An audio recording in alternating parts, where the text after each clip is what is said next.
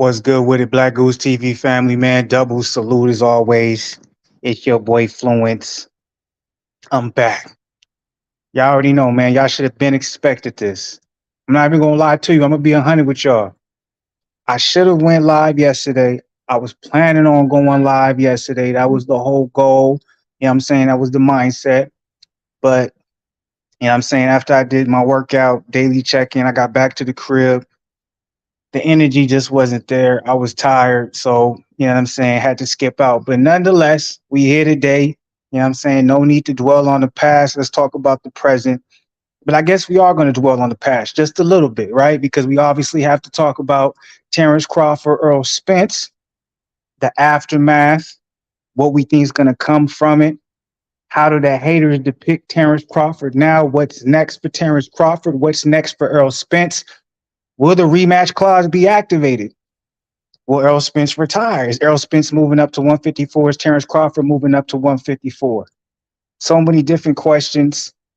Let's try and find the answers tonight. I also want to check out some of the reaction videos from some of the people or the boxers, you know what I'm saying, that were there at the fight, that most of them predicted that Terence Crawford was going to take the L, right?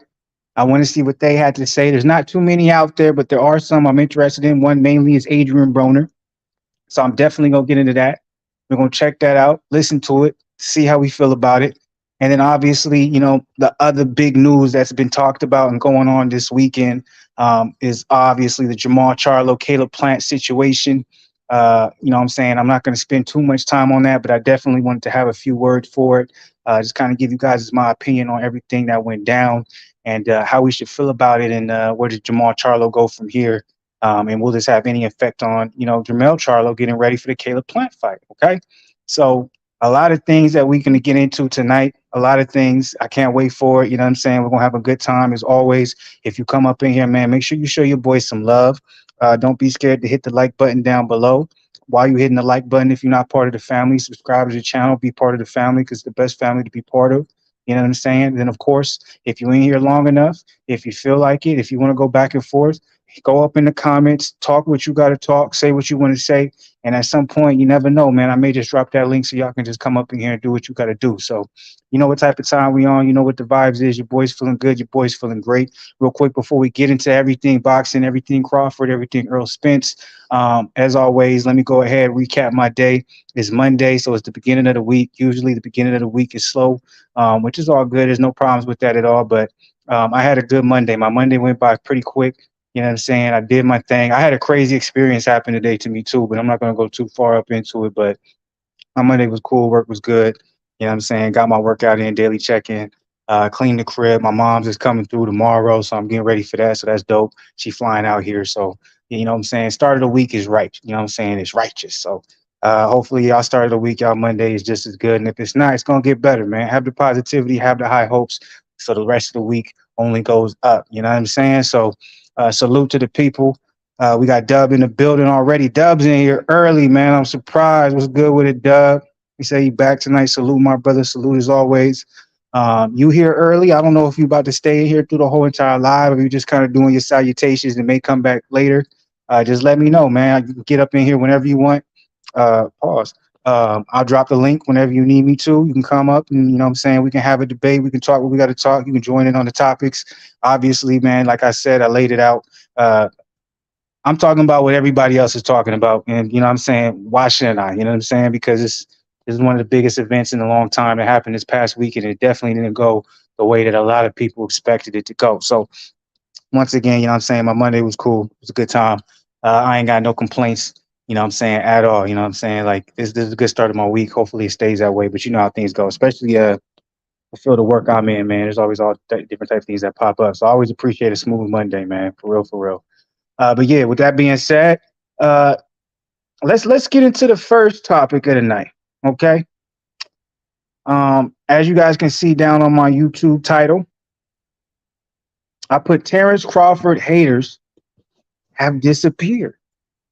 Now, if I had more, you know what I'm saying, if they allowed me to put more words and all that stuff, and they didn't have a limited word, you know what I'm saying, amount that you can put in the title, I would have put a question mark, because that's not a statement. That is literally a question. Terence Crawford has the haters of Terence Crawford disappeared. Now, what's interesting to me and what I've been noticing since the aftermath of this fight is that there's been a lot of praise toward Terence Crawford that you wouldn't expect. A whole lot of praise. A lot of people who didn't give him a chance. A lot of people who said he was overrated. A lot of people who said he'd been with Top Rank too long. A lot of people who said he was fumbling the bag. A lot of people who said he was a duck. All these different things. I haven't seen any of that when it comes to all the comments. Majority of them have been either praise for Terence Crawford, which is, you know what I'm saying, which he earned, rightfully so, or I've also seen people commenting, not necessarily just, which is still praise to an extent, but they're commenting on the fact of how dominant he was, and they're surprised that Errol Spence looks so mediocre against someone like Terence Crawford. It's either one of the two. And then here and there in the sprinkle, you got some people trying to say like Errol is weight drained, or you know, it's not the same Errol before the accident, etc. So you got those. That's a small percentage. Majority of what I'm seeing is praise for Terence Crawford, or I'm seeing a lot of people in shock by how the fight went and that Terence Crawford was so dominant, right? Which, you know, you can't complain about any of those responses. That's of all those responses of the two, at least I just named, you know, pushing out the third one that I was talking about, Terence Crawford deserves it all. What am I getting at? Why am I bringing this up? Why am I talking about the responses, right? The reason why I'm bringing this up is because I'm very interested in the fact that rather than people saying, you know, or they don't have to apologize, but admitting that this is the business of boxing. And a lot of people aren't going to do that because they're only worried about two fighters being in the ring and fighting. That's fine. But they look at it in a very simplistic way. But rather than admitting that this entire time that this is the business of boxing, right? It has nothing to do with a fighter ducking another fighter. And you guys know, as long as I've been doing this channel, I've never even believed in the word duck, because a fighter can't duck another fighter. That's all in the hands of the organization or the entity that they're under. They can want to fight someone, but if the entity doesn't want to take that risk, they're not going to let that go through. But rather than admitting and saying, well, wow, this whole time, Bob Arum could have probably made it a lot easier for the fight to happen. Al Heyman could have probably made it a lot easier for the fight to happen. They do a 50-50 split instead of arguing so much about the A side and the B side, made this fight happen, and boom, it would have been settled and would have went through, right? But instead, obviously, they're giving a lot of praise towards Terence Crawford, which he deserves, but I do not see anybody acknowledging the fact, or at least admitting they're wrong when it comes to the duck reference. And I'm not going to stay long on this. I just think this is a very interesting point just from my perspective. I don't think a lot of people are going to talk about, a lot of people are going to ignore, because it's very easy to say, oh, I was wrong. Well, wrong about what? And what a lot of people are saying is like, I was wrong that Errol Spence was better than Terence Crawford. That's fine.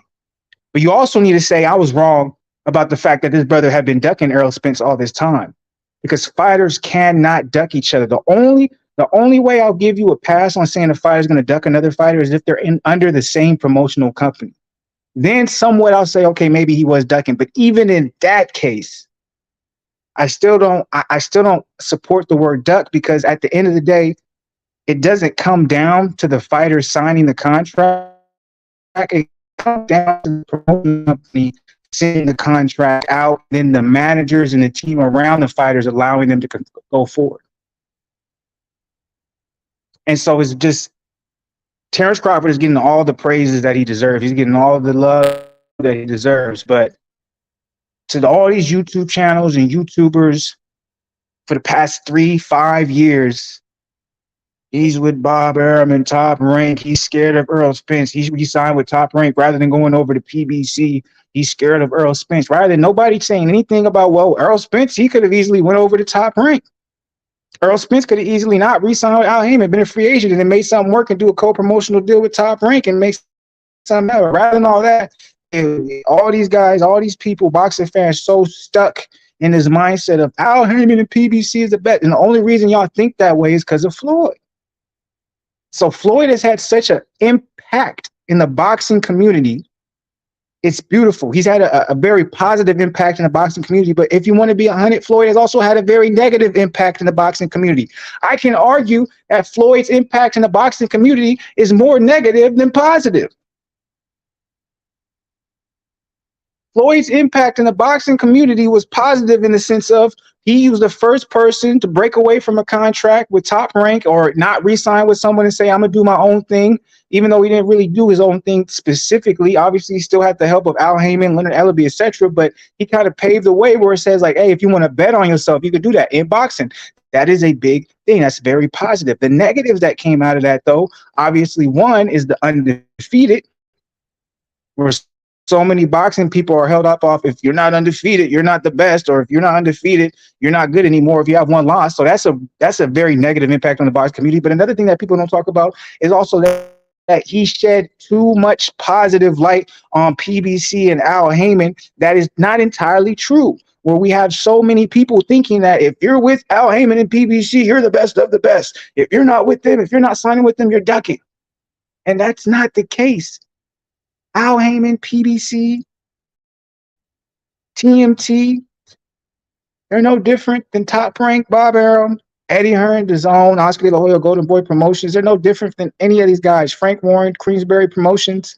There's no difference. The level of competition is no different. So I can argue that Floyd Mayweather, as he did have a positive impact in that situation, his negative impact from doing that, and it's not even his fault. It's just more so how a lot of boxing fans took it. So I'm very interested to see from here on out how boxing fans are going to react, or how boxing fans will continue to see the different promotional companies. Are they going to still have the same mindset? Well, he's not with PBC. And I'm talking about a specific group, because not everyone looks this way, right? Not everyone, but boxing is so split up and spread out. You know, the majority of PBC groupies and lovers, this is their mindset and how they feel. So I'm very interested to see from here on out, is the narrative that if you're not with this promotional company, you're not fighting the best. Or if you're not with this promotional company, you're ducking. Because that has been the ongoing narrative, especially with our black brothers, our black fighters who don't sign with PBC. They feel they're ducking. Let's talk about in the building. What's good with it? Let's talk about it. Happy Monday. Hopefully your Monday's been absolutely amazing, bro. Dubs, I dropped the link. I'm gonna drop the link. I was cooking right there, man. I don't feel the way about what I said. I already know. But I really want to see if this changes the mindset of a lot of us boxing consumers, YouTubers, to stop spreading this narrative that PC fighters, they're the best of the best. Like, think about if this Terence Crawford, Errol Spence fight happened, Andre would never be in this situation he is right now. What's crazy is, too, unfortunately, Jermall is in such a rut. We not even talking about Andrade versus Charlo now, but Andrade is the dude who's scared. Andrade is this and that.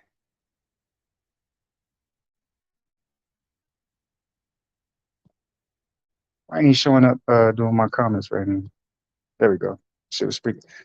Look, this is what I'm talking about right now. You're not going to hear any other YouTubers talk about this. All they're going to be speaking about is, I can't believe Crawford did that to Spence. We were wrong, like, which is fine. Like, you know what I'm saying? You can, if you want, good. I'm happy you admitting you were wrong. I'm happy you giving Crawford his flowers. But what they're also going to do, unfortunately, is they're going to downplay Spence. They're going to disrespect Spence without even realizing it. And what I mean by that is they're going to be saying, well, I didn't expect Spence to get dominated like that. Like, I didn't think Spence would look like that. Like, oh, I'm seeing a whole lot of comments too, which is crazy. Oh, Spence looked high before the fight. Like, a lot of disrespect. That's like, it's crazy. These same Spence fans, fighters, lovers of Errol Spence, is now, they don't even know you're disrespecting this man. That man went out on his shield.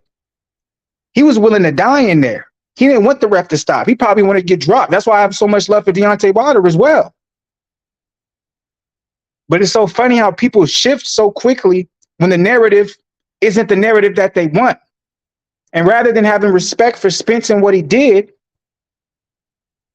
and saying, God dang, that was a good fight, he was a warrior, what you're going to harp on was like, like, dang, I'm a Spence. I see so many comments, man. I was a Spence fan. I'm not gonna lie, man. He got work. Like, no, you don't have the right to say that. We were a fan. Terence Crawford fans, we can talk about that, but you don't have the right to say that. You need to have support for the same fighter that you was rocking with for 5 years, and you were saying that Terence Crawford was a duck. That's a fact. And it shows you how fickle boxing fans is. So I like my main point of this little rant that I'm going on, right? And I didn't even think I was gonna go on this rant, but my main point of this rant that I'm talking about is that will the narrative change about PBC? And I'm not saying they don't have good fighters, they have great fighters. I'm talking about the fact that everyone believes, especially when you're a black fighter, if you want to fight the best competition, you need to be at PBC. Will that change? Like if you're a real boxing fan, you watching BBC events, excuse me, you watching Showtime events, you watching the Zone Boxing, you watching Golden Boy Promotions, you watching Top Rank, you watching Queensberry Promotions, you watching all these different promotional companies when they put on a card. Or you don't have to watch the whole card. You just watch the main event. But don't be like, oh, well, he's not fighting a PBC fighter. So think about Demetrius Andrade's career. Hopefully y'all rethink that, because I can't wait. Like, just look at where Andrade is now and look at where Jermall Charlo is. I'm not going to get into it yet, but you see the third title with Jermall Charlo getting slapped up by Caleb Plant. Oh, y'all saying Demetrius Andrade is scared of Jermall Charlo. When over to PBC, he's ducking. What are you talking about? These are fighters who have been training all their life to be in the position that they're in now. Why would they be scared of someone? What is there to be scared of? That they're going to lose? No one's scared of losing when you're at that level. And that's where I said there was a negative impact from Floyd, because all of y'all think everyone wants to be Floyd. They want to go and retire undefeated. Do you not understand that a man's prime, a man can only do something that they love for so long? So people ain't worried about being undefeated. They're worried about doing what they can and what's available to them during the time that they can. But the unfortunate part when it comes to all this, I don't think it's going to change. And what's even crazier is that a lot of the fighters that everyone was talking about that PBC has, if you don't fight this person, you scared. If you don't fight this person, you're not that good. A lot of them are in the tail end of their career. Let's talk about that. PBC's roster ain't no different than anybody else's. But the narrative is disgusting. How many of these YouTubers going to say, hey, look, I take back everything I said when I said, okay, if you don't fight with this particular promotional company, you're not that. All right, my bad. The Zone, all right, they got a stable. Top Rank, they got a stable. Golden Boy Promotions, they got a stable. How many of them you think is going to say that? Or are they going to try and keep the narrative in a loop? Are they going to try and just say, well, Terence Crawford, he had to get away from Top Rank in order to be noticed, in order to be the best. He finally went over and did something with PBC, and now look what happened. That's what they're going to run with. Tell me I'm wrong.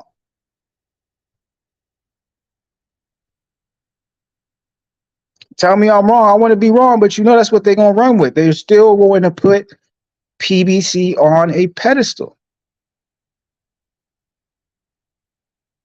And that's just sad. And I know a lot of y'all probably going to be like, man, look, Flu, you always had a problem when it came to PBC and all that stuff. I never had a problem with nobody.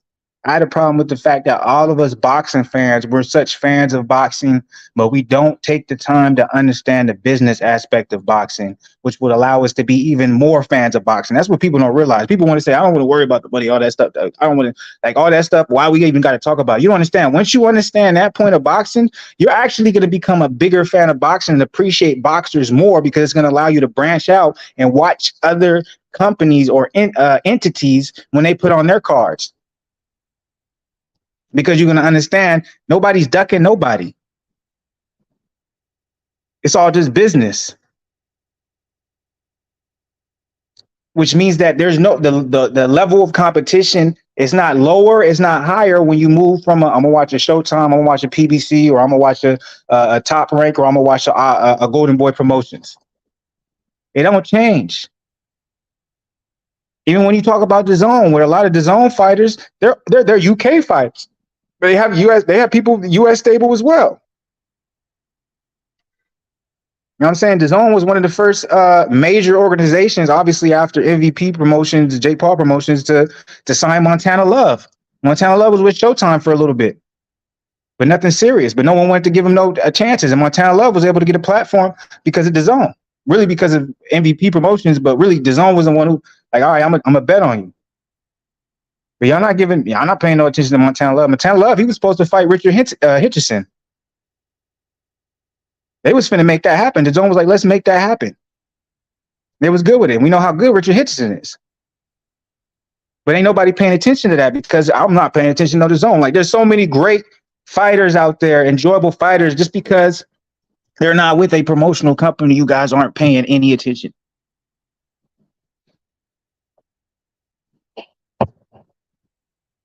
So, all right. That was my rant. My whole point of that rant, and I didn't even mean to go up like that, but it was necessary.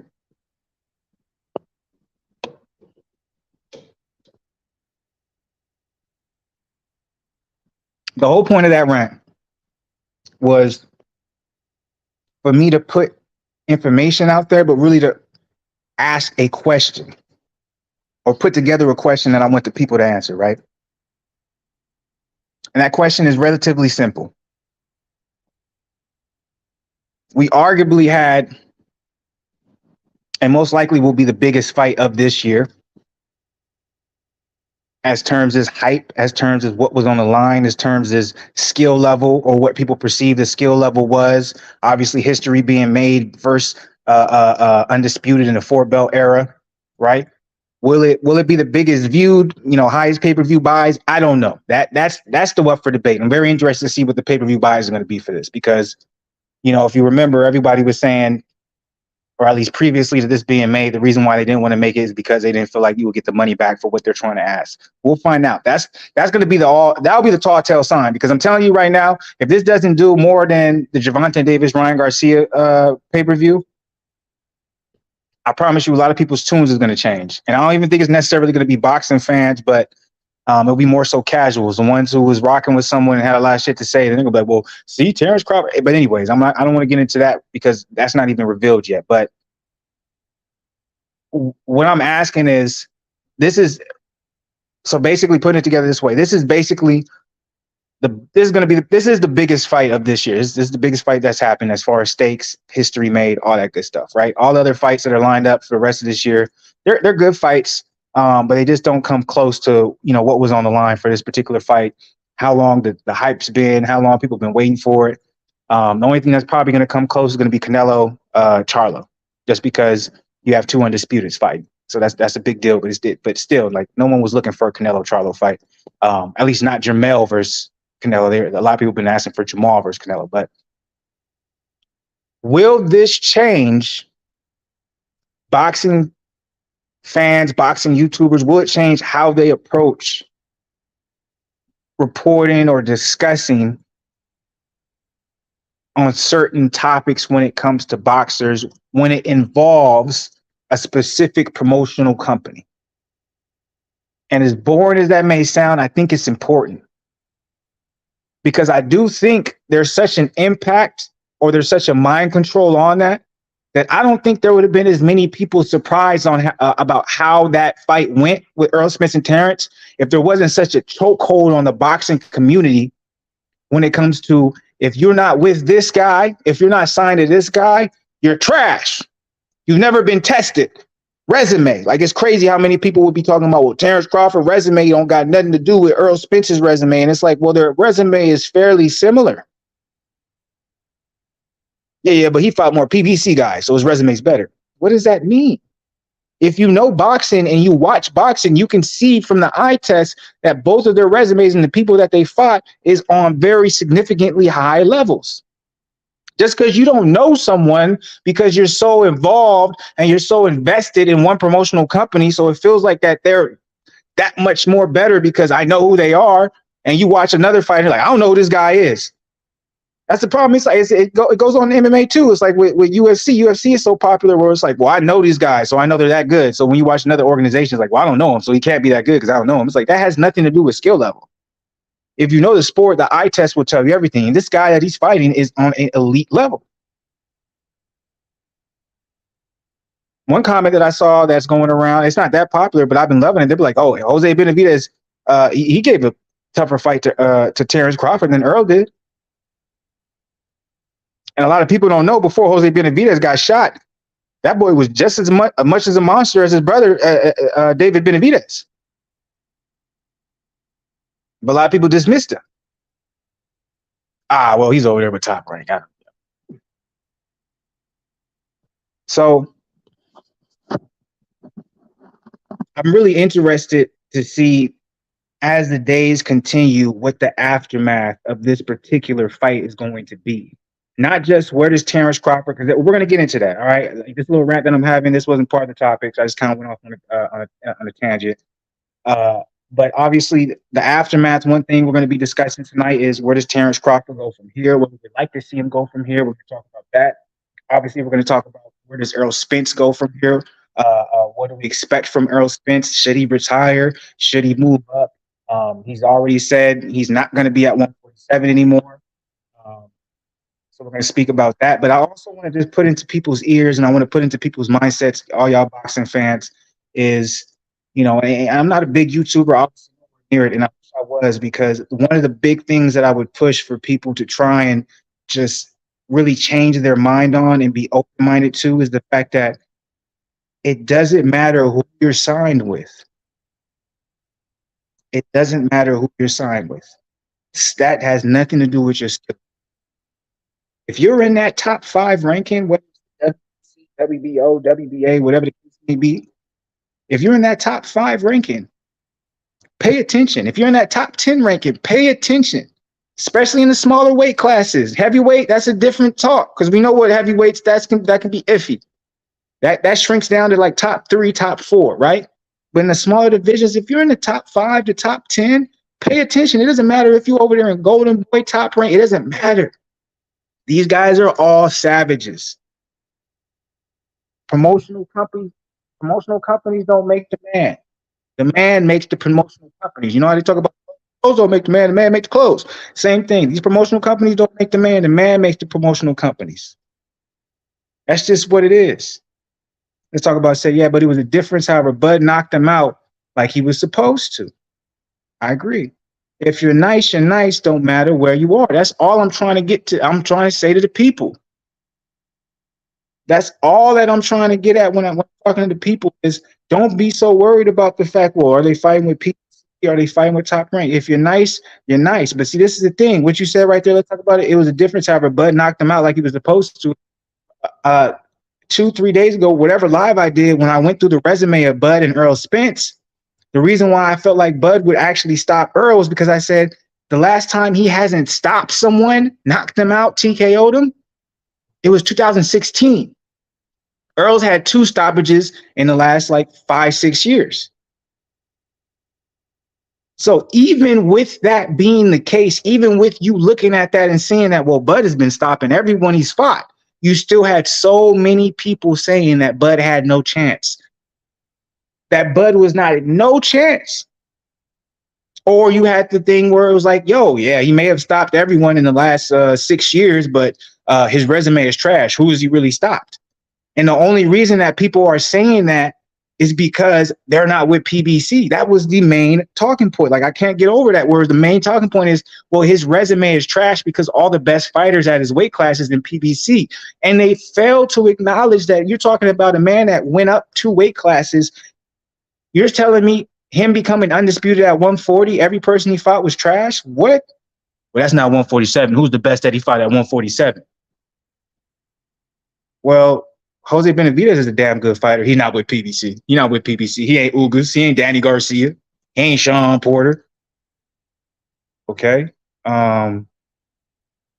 I'm gonna say his name wrong. Clavis Cuss. That's totally wrong. But he fought him. Nah, he ain't that good. He ain't with PBC. He ain't this. He ain't that. Okay. He fought Kell Brook. Oh well, Kell Brook, man, he not that good. You know what I'm saying? Errol Spence already stopped Kell Brook. I'm like, you probably don't even know who Kell Brook is and how good Kell Brook is. Kell Brook only got 3 losses on his resume, and that's the Triple G at a higher weight class: Terence Crawford and Errol Spence. I don't even want to get into that because Kell Brook is one of my favorite fighters. I hate to disrespect Kell Brook nowadays, but then, finally he fights Sean Porter. Oh well, Sean Porter, man, his dad said it himself. His dad said you know what I'm saying, he was already on the verge of retirement. He didn't train as hard for this fight, so it wasn't the same Sean Porter.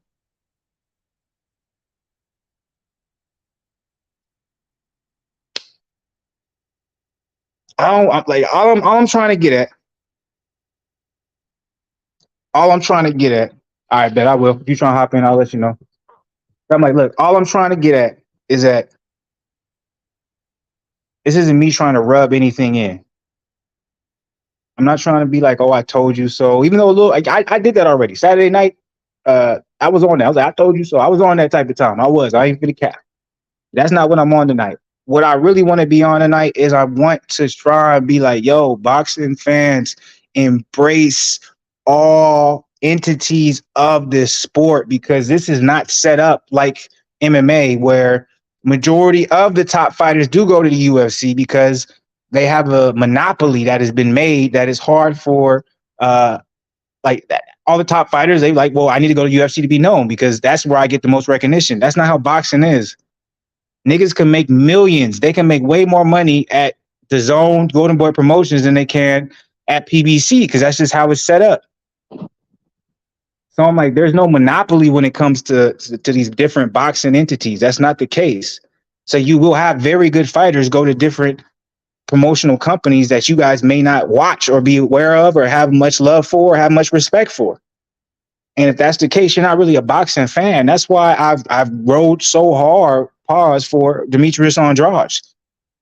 You know, I can't wait till Andrade has his Crawford moment. I don't know if he'll ever get it. You know what I'm saying? Because obviously he went over to PBC strictly to fight Jermall. And you see what's going on with Jermall. So Andrade, his only real choices, unfortunately, is Caleb Plant. And, you know, I don't see that fight being made.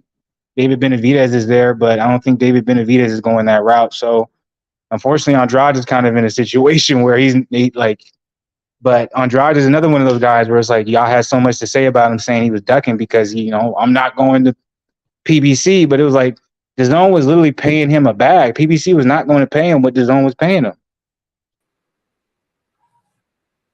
I was good with it. Let's talk about it. How you feel it, bro? I'm gonna echo. I ain't got no echo coming my way. Oh, okay, cool. So anything I've said you disagree with, or anything that I've said, maybe I'm missing something. Am I tripping? Am I being extra? Sound like I'm like trying to rub things in and be like, oh, I told you so. What's your thoughts, man?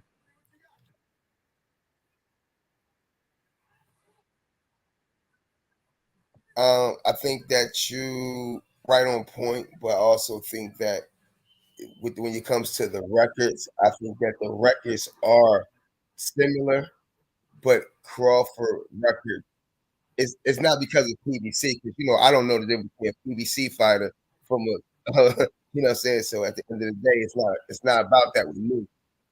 But I will say this: Crawford knocked out the people that he's supposed to knock out if his resume wasn't as strong as Spence. You know what I'm saying? So that makes the schedule actually even, if that makes sense.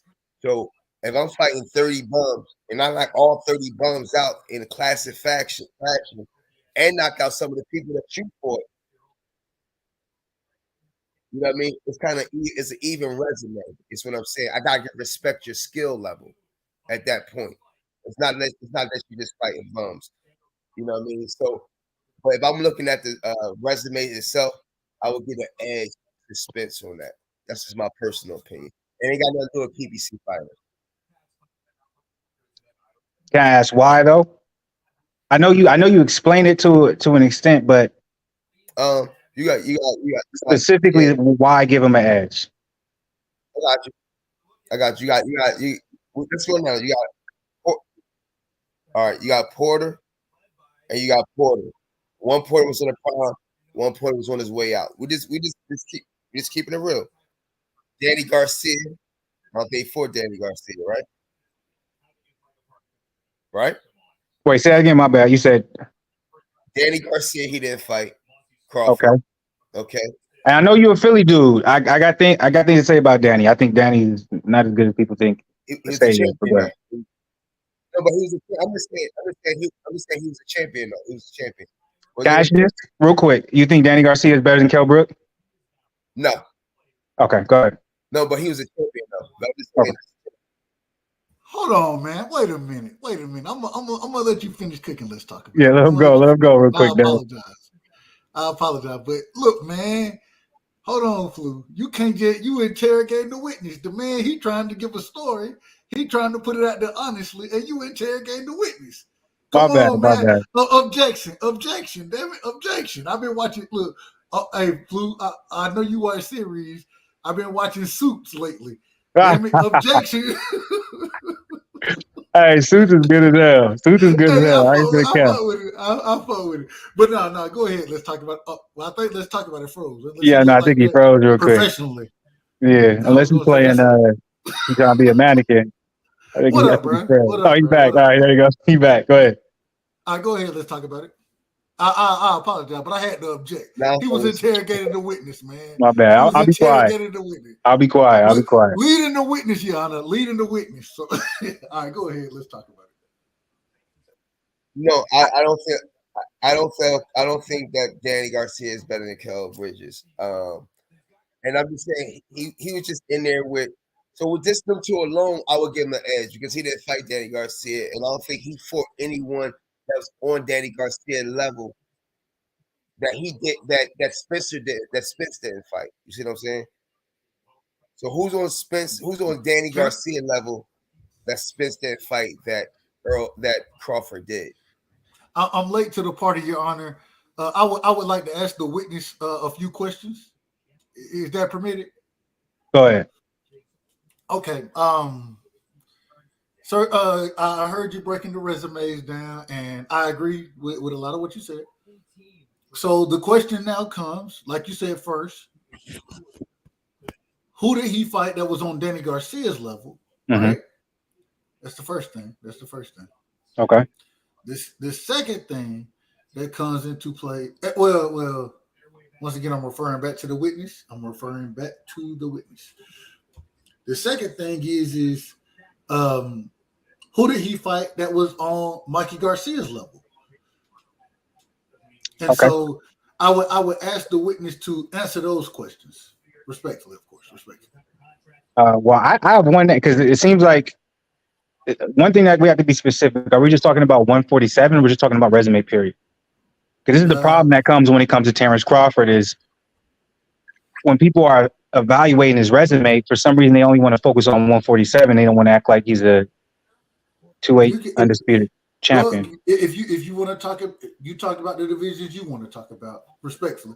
But once again, these questions weren't directed towards you, my brother. They were directed toward the witness.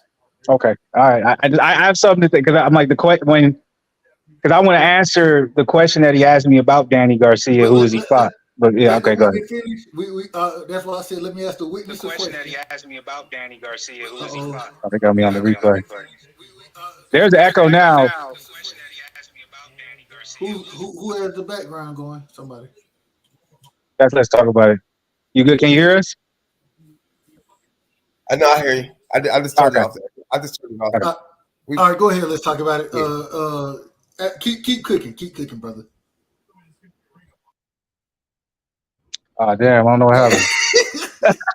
He said, keep cooking. He said, wait, hold up. I need to put my shit on pause real quick.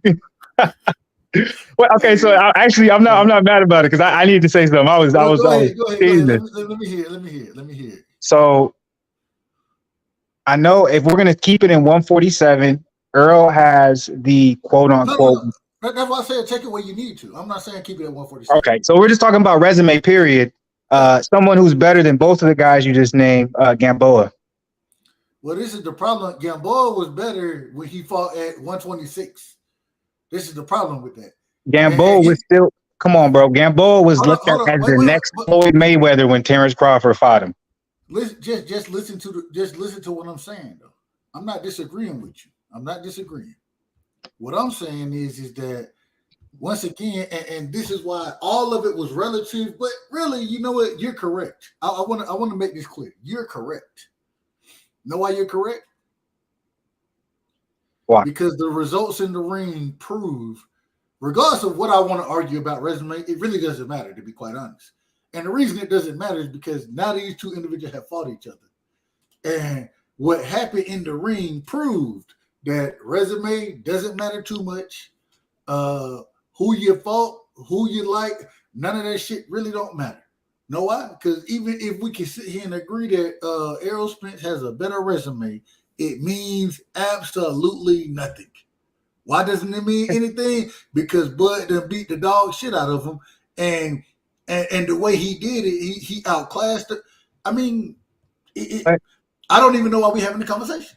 It don't even matter if resume was better. This is the reason why I'm having it, though, Dub. This is why I had the whole rant real quick. The reason why I had this conversation because I disagree. I didn't get to hear your rant. I didn't get to hear your rant. I know you probably was going on. So the reason why I disagree with you is resume does matter, right? And the reason why resume does matter, let me finish, Dub. The reason why it matters is because we, for some reason, as boxing fans, think that Terence Crawford doesn't have a great resume because he hasn't fought guys that are supposedly Danny Garcia's or whoever the make case be. But that's not the case. I'm like, if we look at who he fought when he was at top rank at 147, those guys would give a run for. Danny Garcia fought Jose Benavidez, and it was a dog fight. It was a dog fight at a higher weight class. After Jose Benavidez shot himself in the leg. And yeah, exactly. I'm like, you can say the same thing even when Jose Benavidez fought Terence Crawford. Jose was supposed to be just as big as his brother, David Benavidez. Right? I'm going to say his name wrong. Kavazkas. He was supposed to fight. Kavazkas. He was supposed to fight Victor Ortiz. Who knows how that would have went? I'm sorry. Well, we saw how with Boots. Boots knocked his ass out too, so. I'm not saying Boots is a great fighter, but what I'm trying to say is us trying to diminish somebody's resume because I think that's what people are wrong at. I don't think nobody's diminishing it. I think if you just compare apples to apples, Spence got a little bit of better resume. But he doesn't. It's not that we're diminishing anything. Yeah, it's not that you diminish. When we're having this conversation, we just taking like we looking at the differences. And we could hold up, real quick, Flu. I got you. We looking at the differences in those resumes, saying when I step back, this is who I think the better fighters are. That's all I'm looking at. But at the end of the day, like I said, it doesn't matter because what we saw in the ring, that's what I want to talk about. What we saw in the ring, what Bud Crawford went in there and did, the brilliance, the man was magnificent. He was so much sharper, so much smarter. Hey, people want to get on here and make excuses. I picked EJ to win. I'm not trying to make no excuse. What I saw in the ring is a brilliant fighter, and I didn't expect him to be that dominant. This man, I say this respectfully, and I'm an EJ fan, right? I like EJ, but I do like Bud as well. I've always told y'all that. I don't believe you need more people. You ain't gotta believe me. I just picked EJ to beat his ass. I thought EJ was gonna beat his ass. That's what I thought. Because Bud's a duck, right? I'm playing with you. He did duck. I hate that word so much. You can't duck if you're not your own. Story. They should have fought November 19th. That's when the fight should have happened. November 19th. And I agree with you. And PBC didn't want him. He didn't let him look at the books. And I continue to be because he went and fought Abinesian after. I continue to be bitter about that point. I want to get a tune up. You see what happened? No. I'm not here. I'm not here to. Spence could have fought Keith Thurman, and he chose not to. That's on Spence. I'm not here to rehash the point. That's it. Yeah. That's a I'm duck, not here to nigga. rehash it. Why don't What nobody I'm say saying- Spence ducking Keith Thurman? Oh Lord, here we go with the Keith He Thurman. could have fought Keith Thurman, and he chose not to. He said, "I'm gonna wait for Terence Crawford." He said that himself. Him and his team released a statement, and they said that. The man told what he told you was he only making the weight one more time for one fighter. He didn't say that. He said, "I'm not fighting nobody else but Terence." Terence Okay, Crawford." then. That means I'm not fighting that 154. That means I'm not fighting that 147. Exactly. And what he did. But reason he ducked Thurman is because if he loses to Thurman, there is no Bud fight. Y'all gotta stop this ducking Thurman shit. Ain't nobody ducking Keith Thurman. If he Keith loses to Thurman, he didn't fight within a year. He was off the car I'm accident. not here for this. I'm not here for nothing. Why is nobody ducking Keith Thurman, but Terence Crawford is ducking Errol Spence? I'm not here for no Keith Thurman talk because Keith Thurman got one loss. He's the most irrelevant fighter in boxing right now, nigga. What are y'all talking about? He's irrelevant. Because they scared. I think they're scared of him. Real quick. Let me say this. Please, let me say this. This is why I went on this rant, because I noted, like, this is what I said. I know it's a lot of people who was against Terence Crawford. They gave him his props. They was like, yo, I'm wrong. But what's unfortunate, and I was hoping people was going to see, but they was still unfortunate, is that people are still using this duck word, and people are still trying to blame fighters and things like that for certain things happening rather than looking at promotional companies. Like, you can't say one thing for one person but not say it for the other. It's all the same shit. You can't have exceptions to the rules.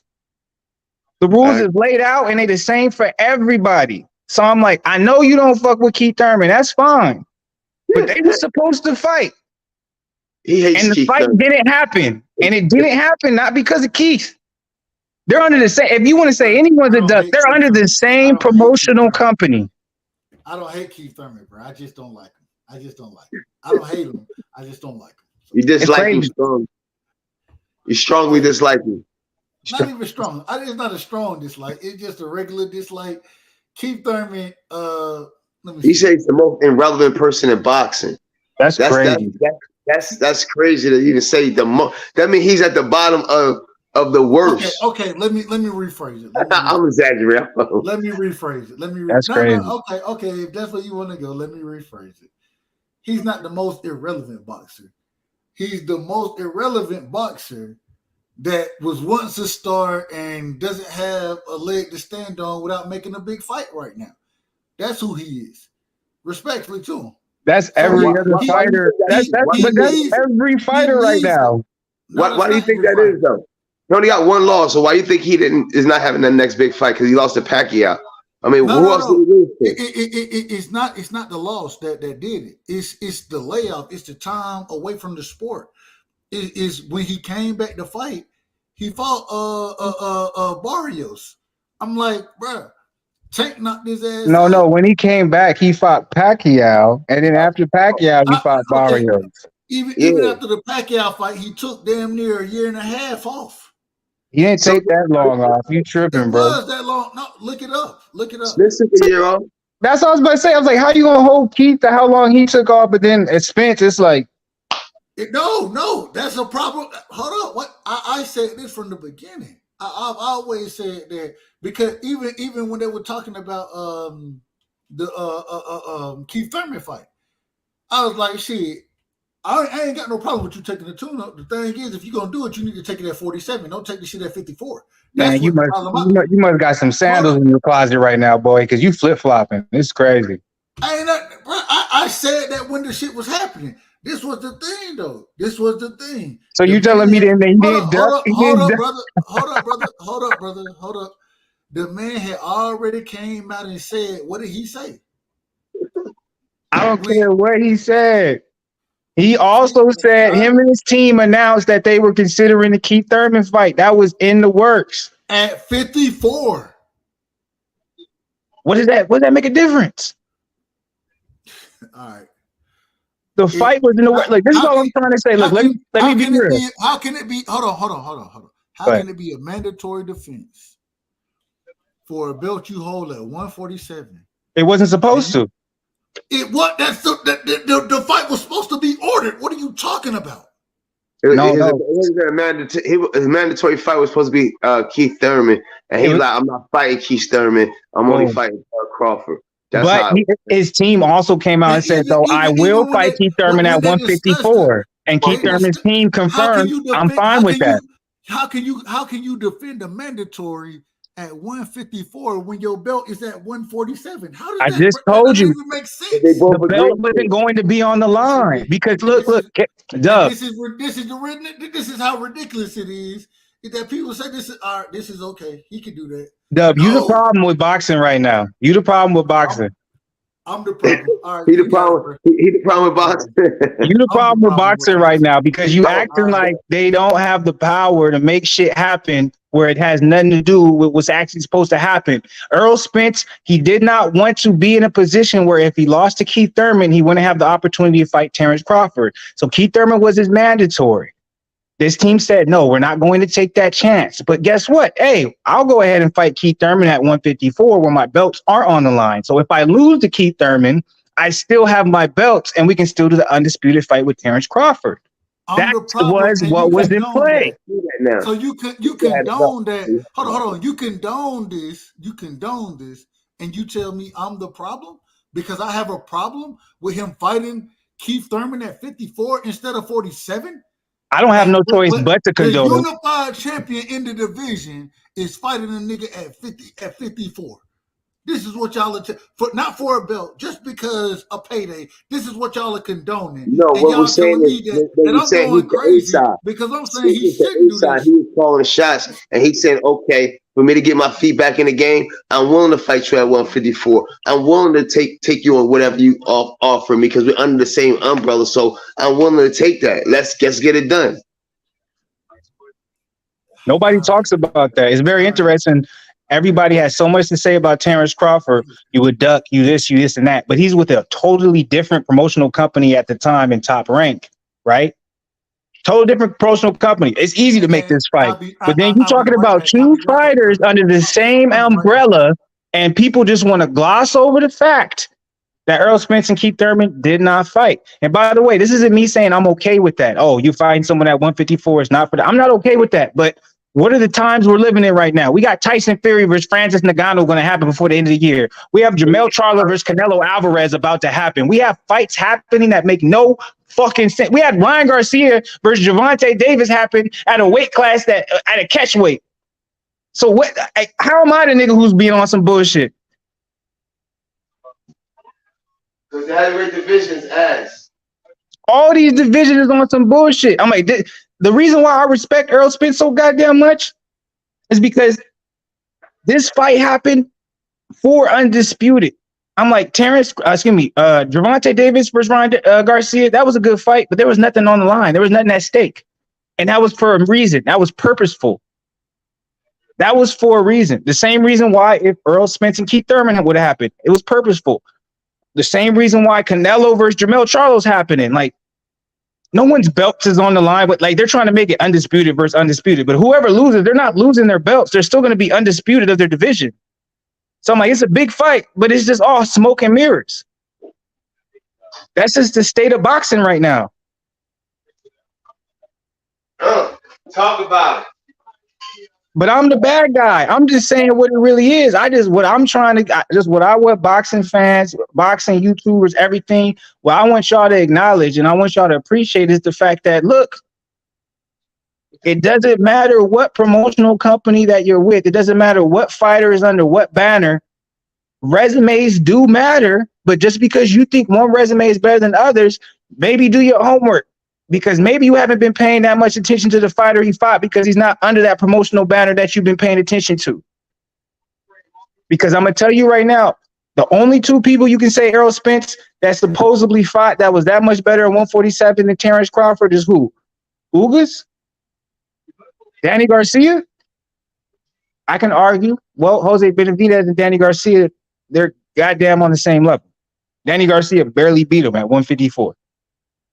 He beat him. Barely. But Garcia's not a 154 fighter, though, really. But they fight at 154. And that's all we got to go off of. I know, but he went up in weight. Ugas, he's a great fighter. I give him that. He's not better than Kell Brook. Yeah. Ugas is not better than Kell Brook. Stop the disrespect. I Kell like Brook. to see that fight. I like to see that fight. At 147, the best win on both Errol Spence and Terence Crawford is Kell Brook. No one's better than Kell Brook as far as both of them who they beat at 147. Tell me I'm wrong. So who Crawford fight next? Ugas? No, I will not fight Ugas. That's a waste of time. He's moving up to 154. Okay, so I love that transition right there. Let's talk about it. So, who does Crawford fight next? Before we even get into that, kind of to piggyback off what you said, who would you want to see him fight next? And do you think Errol Spence reactivates the rematch clause? Do you think Errol Spence wants to rematch? At 154, yes. So you think that he's going to activate that rematch clause? Because you know the rematch clause, whatever was in place, is not for a higher weight class. Because that's just not how rematch clauses go. Right. What happens is, I heard something like when E News today, they were saying that he's going up with 154, but Crawford has a right to refuse to fight him or not at 154 or not. You know what I'm saying? Or he can accept it. Well, it's like he has the reason or he has the ability to refuse it is because the original, obviously, rematch clause or original contract is all based around 147. It's like almost like a duck move. Like, I don't really want to fight him no more, so I'm going to go to 154. Hopefully he doesn't want to come up here and fight me, and then I can just settle to the set and I ain't got to go through that war no more. That's what I think personally. Well, what's interesting is from day one, I'm like, even from before, like the interviews and stuff, you know what I'm saying? Errol Spence, he was making it known. He was saying, he was like, I don't care. Like, once I beat him, I was like, I don't care if he wants to rematch or not. Like, I'm not coming back to 147. So to me, that was kind of a tall tale sign to me where it was like, well, he's basically telling you, win or lose, like, I'm not going to fight at 147 anymore. It's like what he's saying. Like, if I beat him, I'm going up to 154, so it's not going to matter. And he lost, and he like saying, oh, I lost. I'm going to stay at 147 and get my rematch. I'm still going up to 154. This fight didn't matter about me going up to 154. This 147 is probably hard for him to make. You know what I'm saying? If I'm walking around at 160 and I'm still trying to make 147, that's a big task. I'm not saying he's 160 walking around, but he could be like 155 walking around. You know what I'm saying? And losing that damn, that's a lot of weight. Man, EJ walking around at all of 180. All of 180. If he walking around 180, dropping down to 147, that's a lot of weight. Well, I think if he's walking around at 180, dropping down to 147, he's very undisciplined. I don't think he's walking at 180. Maybe that's why he had nothing on his punches. That's why maybe. EJ is what, 5'9"? 5'9", 5'10". I don't think he's walking around at 180. I don't think he's that big. Like 160, 180. I mean, he lose almost 40 pounds, dog, the fight. I know. I don't think he loses 40 pounds. You think so? All right. 180, 147. Real quick, y'all hear me out. I'm not saying he can't walk around at 180. I'm saying that's obtainable. What I'm saying is he's very undisciplined if he's allowing himself out of camp to hit 180. And what I'm saying is, I think he can get up to 180, but he's not going to allow himself to get up to 180, like you're saying. That's what I'm saying. I'm like, if he's allowed himself to get to 180, well, then I'm like, well, damn. I'm like, well, he doesn't plan to be boxing that much longer because he's basically like, fuck it. Because you walk around 180, even get you trying to make 154 is going to be hard. That's 30 something, almost 30 pounds. It's like 28 pounds, 20 pounds, like that. So you telling me for Devin Haney, for him, when he was fighting at 135, now he's moving up to 140. You telling me Devin wasn't walking around at 160? Devin was walking around 160, but Devin's 5'10", 5'11". And what is it? And the difference is it's 135. But look at Devin Haney's body type. I don't think he's walking around that big. I don't think Devin walking around that big. I know for look, Devin said himself. He said that he likes to rehydrate to the weight that he spars at. Meaning, and when he said it, he said that that's normally somewhere around 151, 152. if he's sparring at 151, 152, you telling me that he don't walk around 160, bro? So let me say something real quick. Him walking around at 160 is different than Spence walking around at 180. Why? Because Spence, his frame is compact. It's a lot more older. No, it's not older. I'm like, Spence, one, he's shorter than him. Also, Spence has shorter arms. All this means something. And the reason why I know that is because I used to read back. I used to be personal trainer, all that stuff. So I'm like, body types matter. When you're more of a lengthy guy, you got longer arms, longer legs, longer waist, you can carry more weight, but it doesn't have as much as an effect on you when you're cutting it, because you're naturally just able to hold that weight in a better way than someone who's a little bit shorter and more compact. When you're more shorter and compact, you carry weight in a whole different way, and it's harder for you to cut that. Yeah. Terence Crawford, Errol Spence. Terence Crawford is he fought at a smaller weight class, not because he's smaller than Errol Spence, but because of the way his body type is. Errol Spence has longer arms than Errol Spence. Terence Crawford has longer arms than Errol Spence. His waist is longer, so he can cut more weight and get to a smaller weight class because of his body type. Doesn't mean he's smaller than Errol.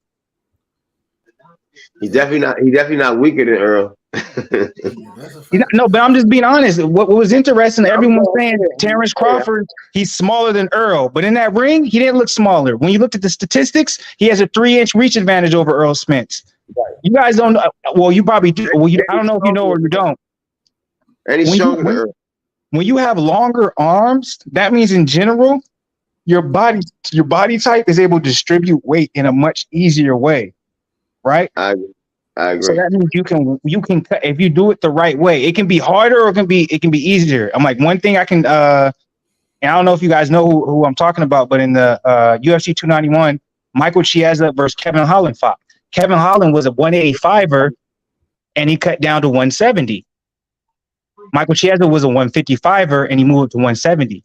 Michael Chiesa naturally walked around at a heavier weight than Kevin Holland, who fought at a heavier weight class. And in the ring, in the octagon, he looked bigger.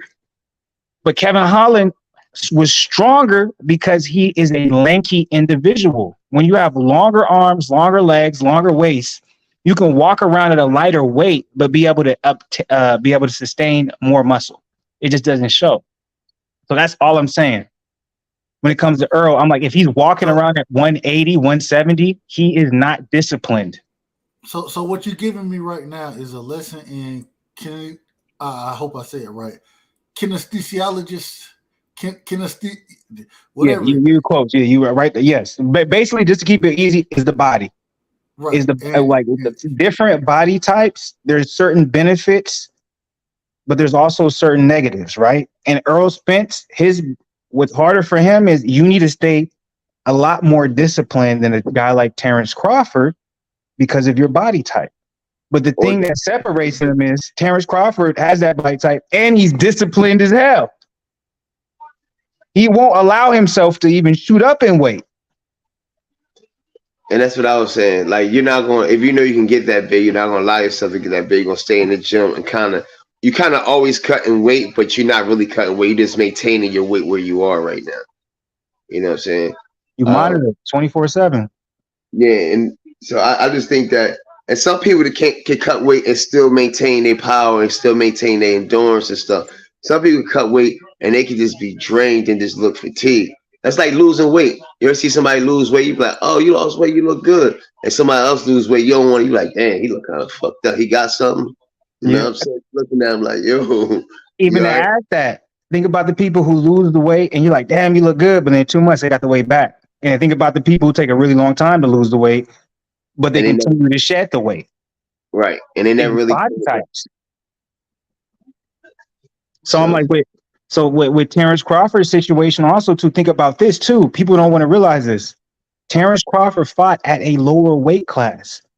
So that's why the benefit of his power continues to show every time he goes up in weight. Because when he's disciplined, but also when he moves up in weight, it's also disciplined, right? He's not just like, well, I can eat whatever I want. I can walk around heavier. It's like, no, let's find a way to be able to figure out some type of formula where I'm still in great shape, but I also maintain or you know what I'm saying, supersede what my previous power level was. Because I'm like, think about it. Crawford's been ripped at all 3 weight classes. That's crazy. Usually, go ahead. It's just like usually you start to see when someone starts moving up in weight, they start losing. You know what I'm saying? It's like, okay, the body fat is showing a little bit more. Let me ask you a question. Because once again, I got to put this out here. All love, credit, respect, acknowledgement, admiration to Bud Crawford. We have to continue to put it out there. After the performance he put on. Now, this is the question. Because, hey, let's talk about, you know how I am. I'm going to keep it a buck, right? You know I'm going to keep it a buck. Get away from that. Can y'all hear this? Here go one time. Excuse me. Sometimes, Thurman. I know I've been making a lot of comments, talking about the performance. Everybody asks for my insight. I be keeping it real. But outside of that, man, besides me clowning and me being my authentic self at all times, unfiltered for you people, I just want to remind y'all, man, that boxing is brutal. And I just want to send love to Spence, man. I told people we don't know the injuries that he's been through in life. Only he knows. Only his team knows, man. How can you hate that, man? I love it. I hope he recovers soon. How do you hate that, man? God bless. I ended my night. Hey, real quick, shout out to Keith Thurman, man. Shout out to sometimes Thurman, man. I appreciate. That's real shit. That's real. Now let me ask this. Let's talk about it. Man, what's up? What's up, Doc? Do you want to see a rematch? Yeah, I want to see a rematch. And the reason I want to see a rematch is because I do believe, as boxing and as used to box, where you went wrong at, what happened, what adjustments that you need to make. I think that Bud's skill level looked way more superior, but I do think that you can make adjustments to make it more difficult for him. And I think that, for me, this is my personal opinion, I think that he didn't have nothing on his punches, and I think that next fight he will have a little bit more sting on his punches. I don't know the reason why he had no sting on his punches. I don't want to give him no excuse. I don't want to speculate, but he just didn't have nothing on his punches. He just wasn't physically stronger than Bud. And but I think he can make that adjustment. I think he'll make it on the fly, and I think it'll be a better fight. Yeah, I would like to see a rematch. Hey, yo, I can tell you why he didn't have nothing on his punches. You want to see that 154? Shit.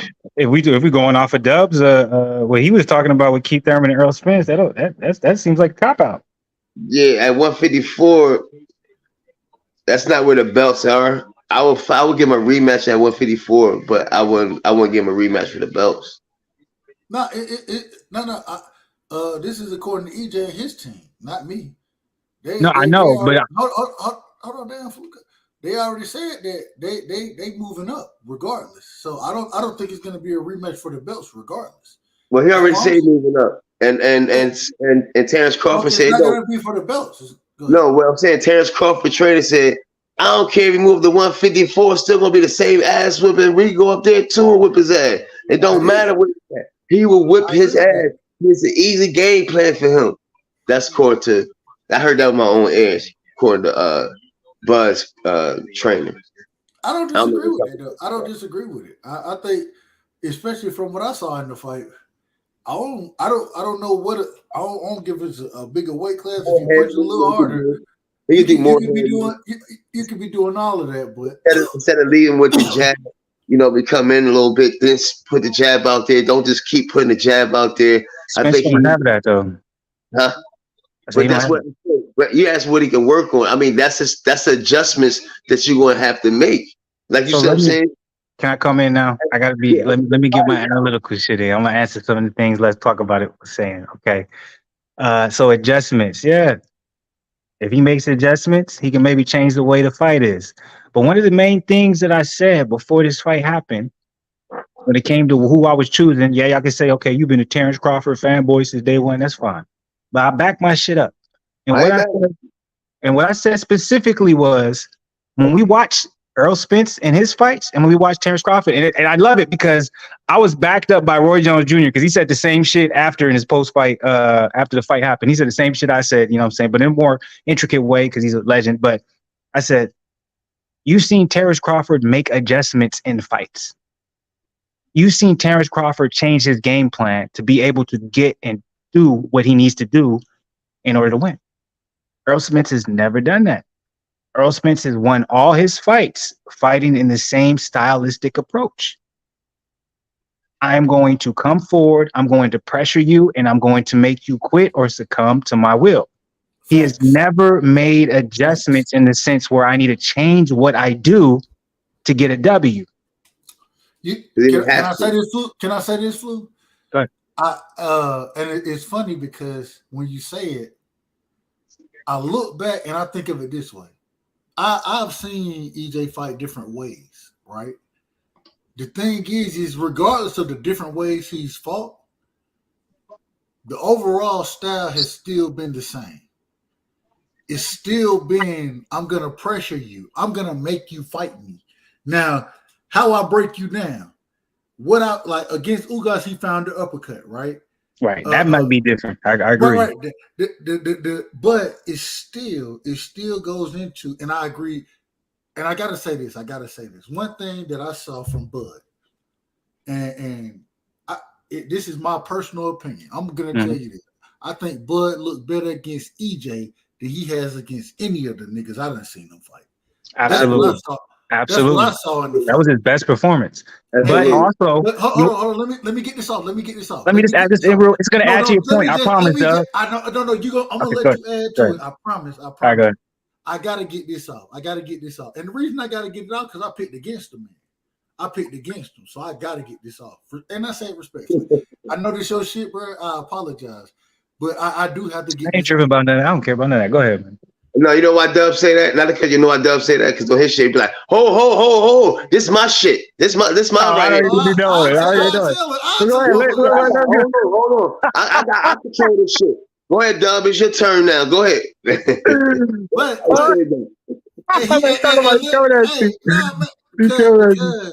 No, say your point, Doug. Say your point. Come on. Like I told y'all what I'm saying, man. Don't mind me, man. Go ahead. Man, you good, family. You know what it is, man. Hey, I'm gonna be me. You gonna be you. Hey, that's why I got love for you. You know what I'm saying? All I'm saying is what Bud showed with me picking against him. What Bud showed in that ring was special. It was a masterclass. It was a masterclass to the point where I was looking at certain things, even how Bud kept that coming out in the southpaw position. He kept, and I spoke on this. I thought about it. I asked myself, I said, how is Bud going to come out? And guess what I said? And these are the flaws I see in myself now. I said, well, shit, you ain't going to out southpaw a true southpaw. The problem is Bud, he switched. He fights southpaw. He fight orthodox. So Bud's a true southpaw. Bud's not a true orthodox. If you watch him, he's not a true. His offense is southpaw. His defense is orthodox. But this is the thing right here. This is the thing. Bud prepared for orthodox fighters and southpaw fighters, regardless. Sorry, took away my point. You about to say 9 times out of 10, EJ is preparing for orthodox fighters. Took away my point. That was it. Yep. And that's another thing. The last point, the timing of Bud. I always said, y'all done heard me break this fight down multiple times. I said, shit, it's gonna be a point in there where Bud hit EJ and clip him. The problem is when that punch, when he hit him with that good shot and EJ, it don't affect him, then what you gonna do? Get what happened? He hit him with that shot and it affected his ass. It affected the shit out of him. It hurt him, even with the jab. I seen people want to give in the first round. EJ, he was the more active fighter. The problem was when Bud landed the stronger shots. He let EJ jab it. He let EJ do his jab and shit. And then what happened? In the second round, Bud said, I got your timing. And now I can throw with you and in between.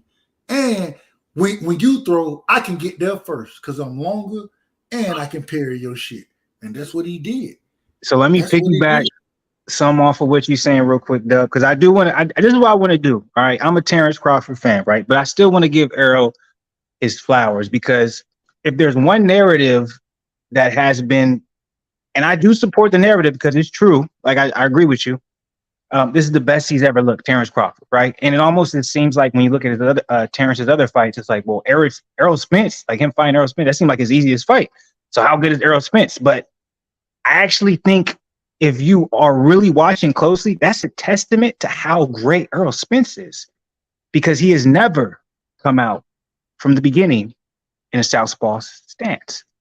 And I think part of the reason why he did that is because I think Terence Crawford knew, I do not need to risk the possibility of Errol Spence catching a rhythm in my orthodox stance. And like he usually does, 4 or 5 rounds, I'm going to switch to my southpaw and I'm become. He knew, he was like, I can't take that risk, because if Errol Spence gets going, there's a possibility I can't stop it. He'll train. Exactly. I think he turned up all through the fight, and I think that was a difficult thing, because he'll be in a southpaw stance, hitty, boom, boom, boom, boom, and then Errol come back. Now he's in an unorthodox stance. Now he had to regroup that in his head. Now he's throwing something. Now he's back in southpaw again.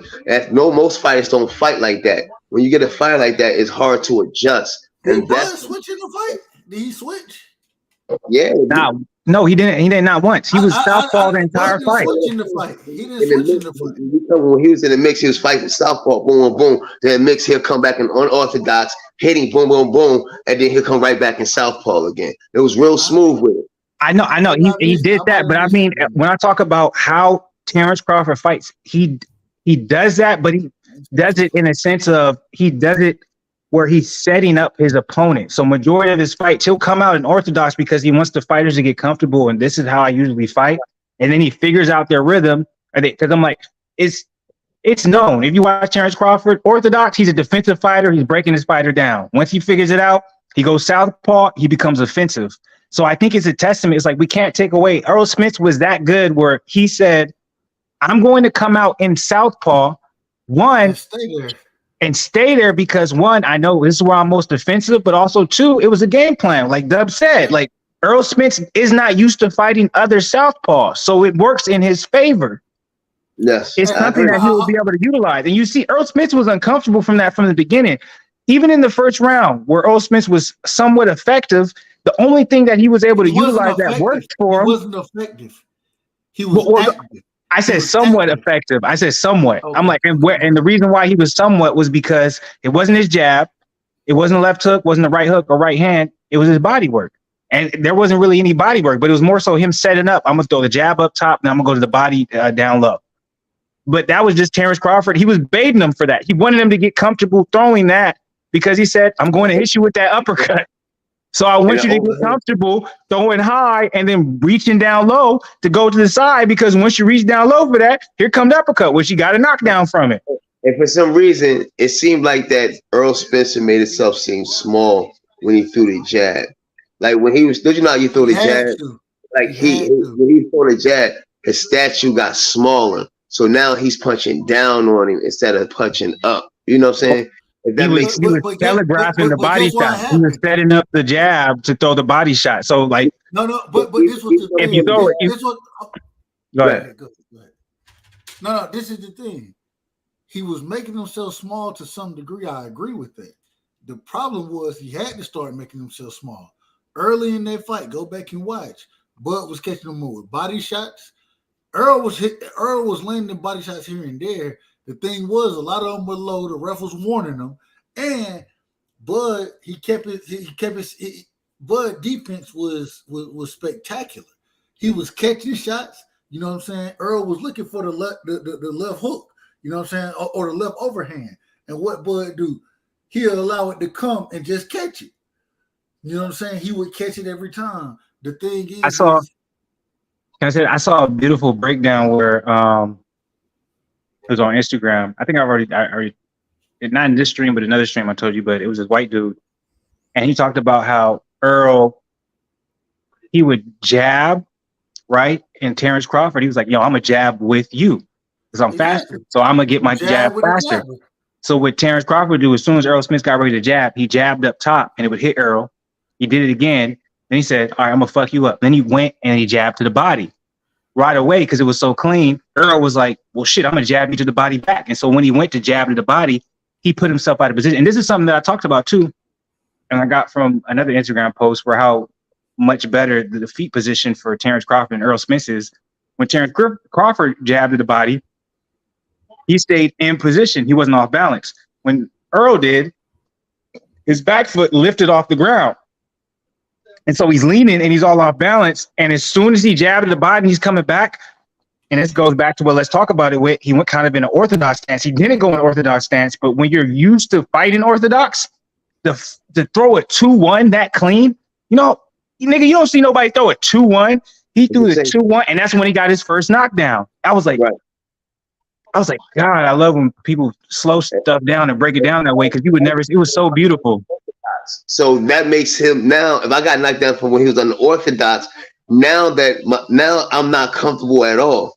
You see what I'm saying? Now it's that a mind game. Was a 1-2 from orthodox. The way he threw that, I was like that 2-1. I was like, he threw that like it was a 1-2 from orthodox. Like nobody throws that if you're not a switch hitter. Like you don't throw that comfortably.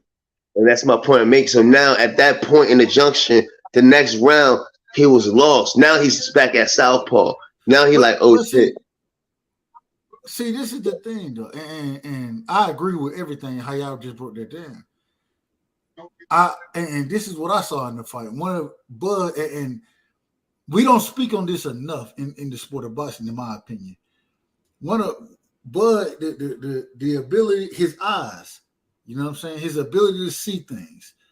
If you go back and look at that fight and how he saw things versus how EJ saw things, EJ ducked his head a lot. EJ was looking down a lot. Bud, he got his head up.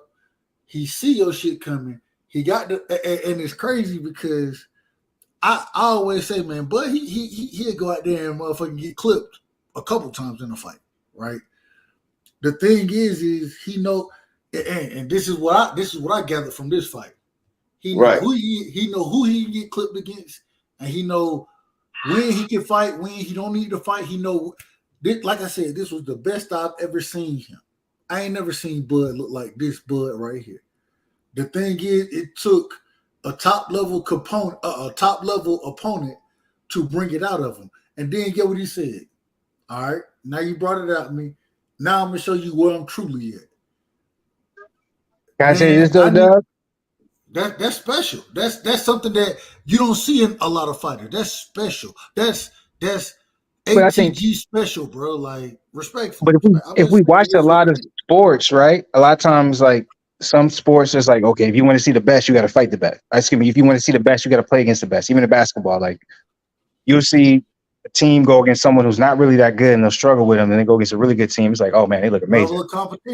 Level of competition. So it's like with Bud, I think the one thing that's against him, I think people need to be more specific. Like, stop blaming it on Top Rank. Stop blaming it on a promotional company. I think it's more so it's just like you can't blame anything on anything now. He's just that much. His IQ is that high where it's like, I know who I'm fighting, so I know what I can get away with. But this is the beautiful part about it. And this is what we've been pushing for and hoping for so long. The beautiful part is he showed out the way he showed out against EJ. Once again, I'm wrong. I was wrong picking the fight, but he showed out that way. So now there is no question. There is no question. Charlo talking about 154 fighting Crawford.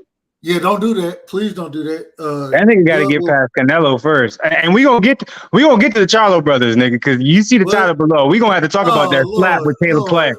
Because I ain't talked to y'all niggas about that slap with Caleb Plant with Jermall. So we gonna get there. I already know, but listen. We'll wait a little bit before that. I gotta drive into the office tomorrow. I do have to drive into the office. So I gotta take my black ass to sleep.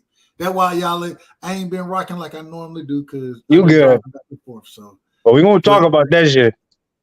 Man, hey, next time I get a chance when you rocking, bro, you know I'm looking for you, man. Shout out to you, my brother Goose, man. Damn, let's talk about it. All y'all, man, y'all know it ain't nothing but love and respect. Yeah. For the night. But hey, once again, we have to give Bud his credit. There shouldn't be any. My last thing I want to tell y'all. I done heard certain individuals tell us, well, Spence didn't look like himself. Spence didn't look right. Whose problem is that? It ain't Bud Crawford problem. It's Errol Spence problem. And if that's what you want to bring to the table, then then you got to blame that man. You cannot blame Bud. Bud needs his credit. Say it again. James got exposed too. Who did? I'm so happy you said that because that was my next question. I really wanted to, before we got into everything, I wanted to ask y'all as far as the trainers. Because Derrick James had a lot of shit to say about Bomac. You got 3 trainers over there. You don't know who's training. Like, y'all on some bullshit. I did want to ask y'all about the trainer situation where, especially with Derrick James, he just got trainer of the year last year. Anthony Joshua came over to him. Ryan Garcia came over to him. Is Derrick James who they say he is? Well, let's look at the landscape. The Charlo brothers already champions when they came to him, wasn't they? Well, Jermall's never been with Derrick James. It's only Jermall. Jermall's the only person with Derrick. When I say the Charlo brothers, you can take one and separate from them, whatever, whoever's no, over. No, you can't. Those are 2 different fighters. Those they'll are 2 get different pissed. fighters. I'm a Jermall fan. I'm a Jermall fan. So that's like saying Jermall was the one who got slapped by Caleb Plant. And Jermall, for sure, was never allowed to get slapped by Caleb Plant. Jermall would have went crazy. He would have fucked all that shit up around. Yeah. Mel would have went wild. So it's like, I was like, yeah, don't do that. I was like, I used to do that shit. But I'm like, don't do that to Jermall. Mel and Maul, 154 brother, right? He went over there. He was already a champion, right? He a champion now. What, didn't he have a belt when he went over there? Before he went to Charlo? Jermall? No, Jermall been with Derrick James since young nigga. He got a belt with Ronnie Shields. He did get the belt with Ronnie Shields. That's Jermall. Jermall got it with Ronnie Shields. No. Jermall did at 54, and then he moved over to Derrick James. Okay. So him and Maul both were training with. I know a little something about boxing. I know a little something. Not much. Educate me. But I don't know. I do know that. That's a fact. I know that for a fact. Okay, so, I always thought they were separate camps. That's why I always thought there was little bit of Maul and Mel both trained with Ronnie Shields originally, right? And then Mel moved over to Mel made the transition to Derrick James. Exactly. Gotcha. So he was already a champion over there. So really, in reality, I think he got Spence a belt, right? Yeah. And then, well, who else is this fighting? Well, really, it was only Spence and Mel that he got belts. Right. So you get because you say he got 2 champions in the same year, but he really don't because he already came with a belt. You see what I'm saying? So he really got one with Errol Spence. Yeah, Spence was original, and I heard Dub. He said Frank Martin. I know Frank Martin's original. That's a little bit newer. But right? Mel became undisputed working with Derrick James. And this was you can't knock that. Hold on, real quick. He's already a champion. But undisputed is different. Hold on, but this is the thing. When he was over with Ronnie Shields, according to him, the thing was that he was a good boxer, but he wasn't sitting on his shots the way he sits on them now.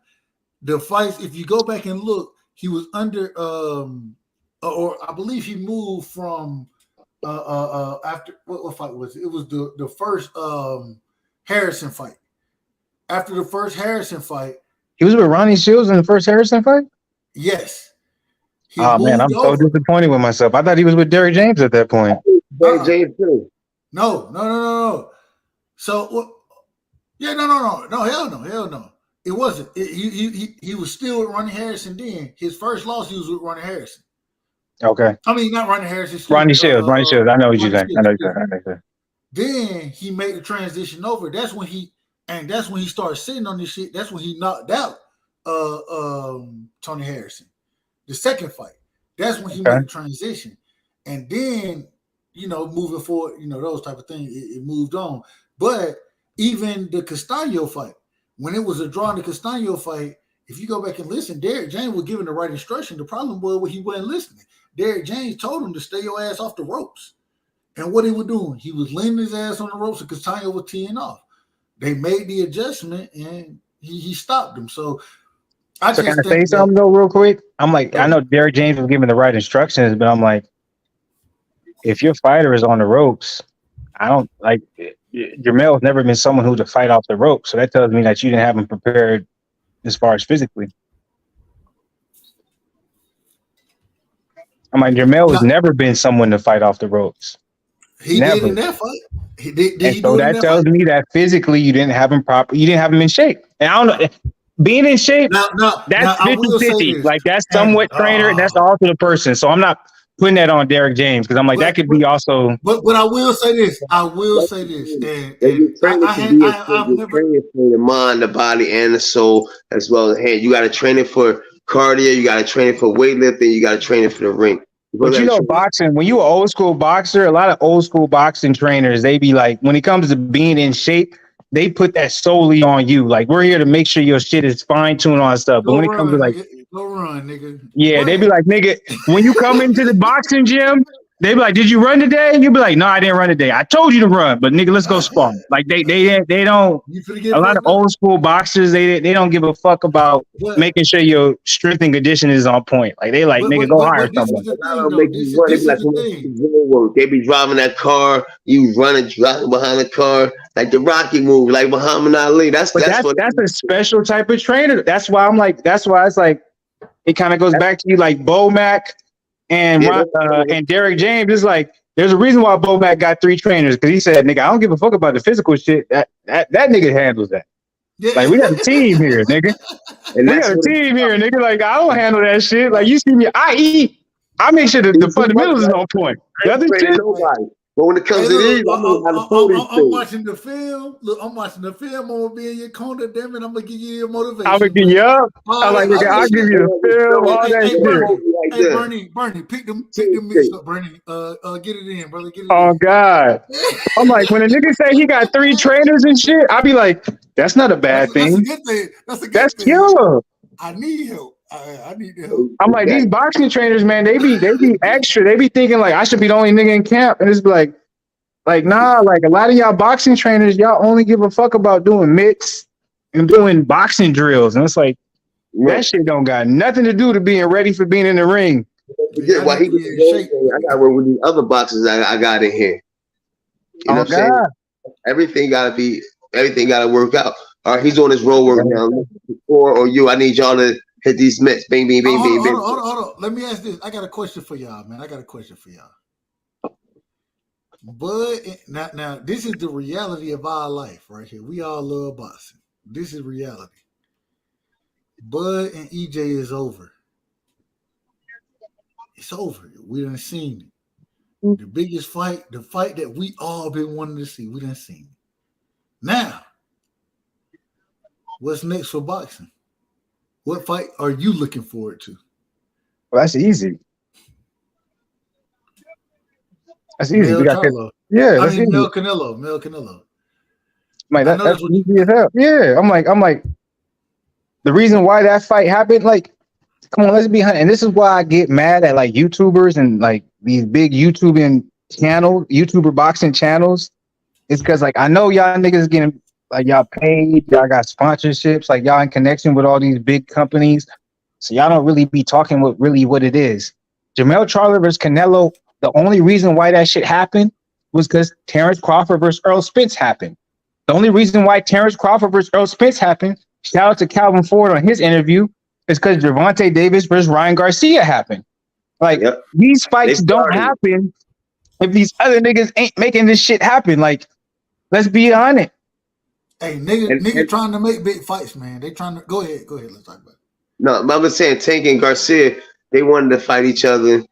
And they made it happen. Golden Boy Promotions and Tank Team, they made it happen. And niggas do not give Ryan Garcia, and I might be saying this because he's from the same spot I'm from. I don't give a fuck what you think. We give Ryan, stop it, brother. Y'all do not give Ryan Garcia enough credit. Hold on. He got dehydrated, fought at a weight he never fights at, and he fought Gervonta Davis.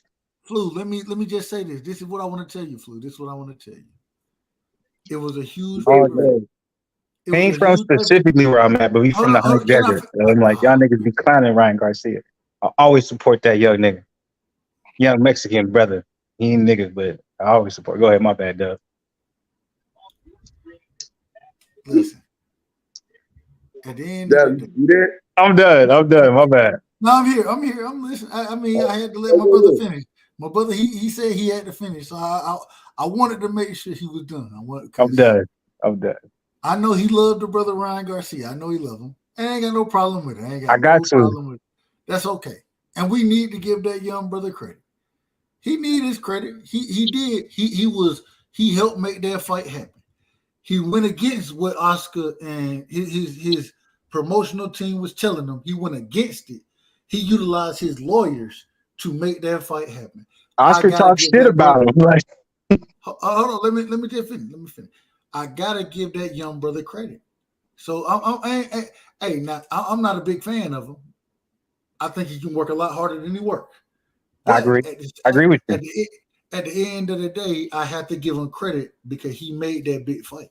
And he ain't from Victorville, by the way. It says he's from Victorville. He's not from Victorville. He's from I don't know what Victorville is. There's a lot of difference. He's from Hesperia, but he's not from Victorville. That's okay. I'm not gonna talk on that. They all the same to me. Yeah. I know, because you're not from there. When you talk about boots and all that shit, you be extra. But let me be extra on Ryan Garcia. You're not from Victorville, nigga. I know you're not. All right. So we're gonna finish this. We're gonna finish this real quick. We're gonna give Ryan Garcia his credit. We give him as he should have. Yo. No, and that's why we giving it to him. We're not gonna give anybody anything they don't deserve. We giving him his credit. So now we need him to go make another big fight. He got his ass whooped. We need you to go make another big fight, brother. And then can I ask you this though, Dub? Hold on. And when he does that, guess what we're gonna do? We're gonna give him his credit. No, but can I ask you this though, Dub? You can ask whatever you want to. Dub, and let's talk about it. Does Terence Crawford versus Errol Spence have more pay-per-view buys than Ryan Garcia versus Gervonta Davis? No. That's the question. No. I think he had more people in the building. I agree. I think they have more people talk about it, more people in the building.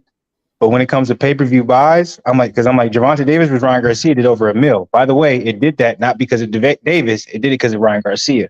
I don't care how y'all feel. It did it because of Garcia. I say that. I agree with that. I agree. Mexicans gonna buy pay-per-view. They're gonna buy everything. They're gonna be there. They're gonna show up. They can't show up. They're gonna buy it. It is what it is. And this is the thing. In the fight right before Ryan Garcia, Hector Garcia, they did 64,000 pay-per-views. So if Ryan get up there, and I mean, we got to give credit what credit is due. That's why I say I ain't hating. So can I ask you? Because remember, the main point why Terence Crawford versus Errol Spence didn't happen, Bob Arum was the first one. Old man Bob. I'm the one nigga. I like Bob Arum. I love Bob Arum. No, hell, you shouldn't. Like because Bob, what Bud Crawford just showed us on Saturday is that Bob can't negotiate his way out of paper bag because I would have made anything. I would have did. So that's my problem, Dub. Like this is why I was hoping. Hold on. Give me a motherfucking contract. Me and my buddy, we gonna hold on. We're gonna take whatever, and we want the rematch clause. No. And after we beat you, you ain't making no money like that. Listen. We want the automatic, man. Did you not? You gotta make some money because you don't know you can get killed in this ring in this last ring. You don't know you no money like that. That's why Bob Arum. I fuck with old man Bob. Anyways. No, nigga, if I'm Bob Arum, no, you don't make this fight. Why? Because you have PBC saying you have to take a 60-40 split. You have to take a 70-30 split. Oh, well, guess what? I'll take that, but we're going to rely on the rematch. What is the main point that we're talking about right now? Will the rematch even happen? So I'm like, take that gamble. So I'm like, oh, man, Bob, he said it himself. Eddie Hearn, DAZN said it himself. They said, Eddie Hearn was like, I wouldn't sign Terence Crawford, and I wouldn't try to make that fight happen because they want too much money. I don't know if we'll get the money back. Bob Arum said, I would love to make this fight. I would love to make this happen. But right now, let me finish. I'm like, what PBC is asking for, I can't agree to those terms because I don't think I'll make my money back. So what are we saying? If we think Ryan Garcia versus Gervonta Davis has more pay-per-view buys than Errol Spence versus Terence Crawford, are they wrong? Do the PBC, the number should come out tomorrow. Normally they come out on Tuesday. So the number should come out tomorrow. But and if they don't, then we know right away they did not make their money back. Oh, Lord have mercy. I ain't gonna lie. I think they made their money back. Come to think about it, I think they made the money. Bought, Everybody in the building was in there.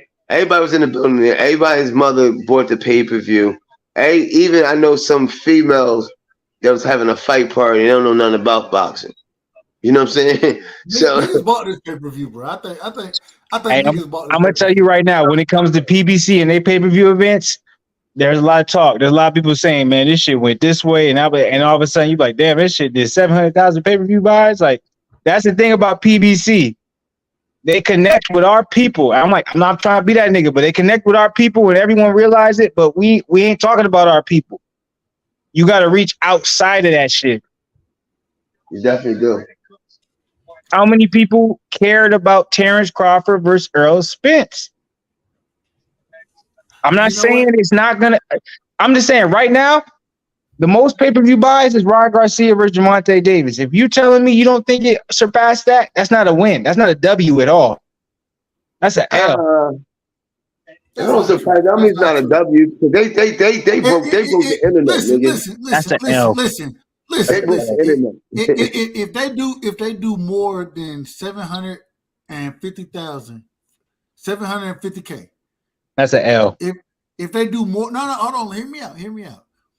According to Showtime, this is just according to Showtime and the money that's being made, especially what they had at the live gate. It's a success. It's a success. I would agree. No, a fight like that, you need over $1 million. A fight like this, you forgetting the building was sold out. You forgetting about that. That was a bigger build. If I'm not mistaken, it's a bigger arena than in the arena. If we're talking about just boxing in general, or we want to make big fights, a fight like that, if it's not getting $1 million, that's not it. Because you're basically saying that spectacles is going to have more pay-per-view buys than the fights that we've been wanting to have happen. Brother, if this fight ain't getting $1 million, then what that tells me is that most folks don't know shit about boxing, and I'm gonna continue to watch boxing because.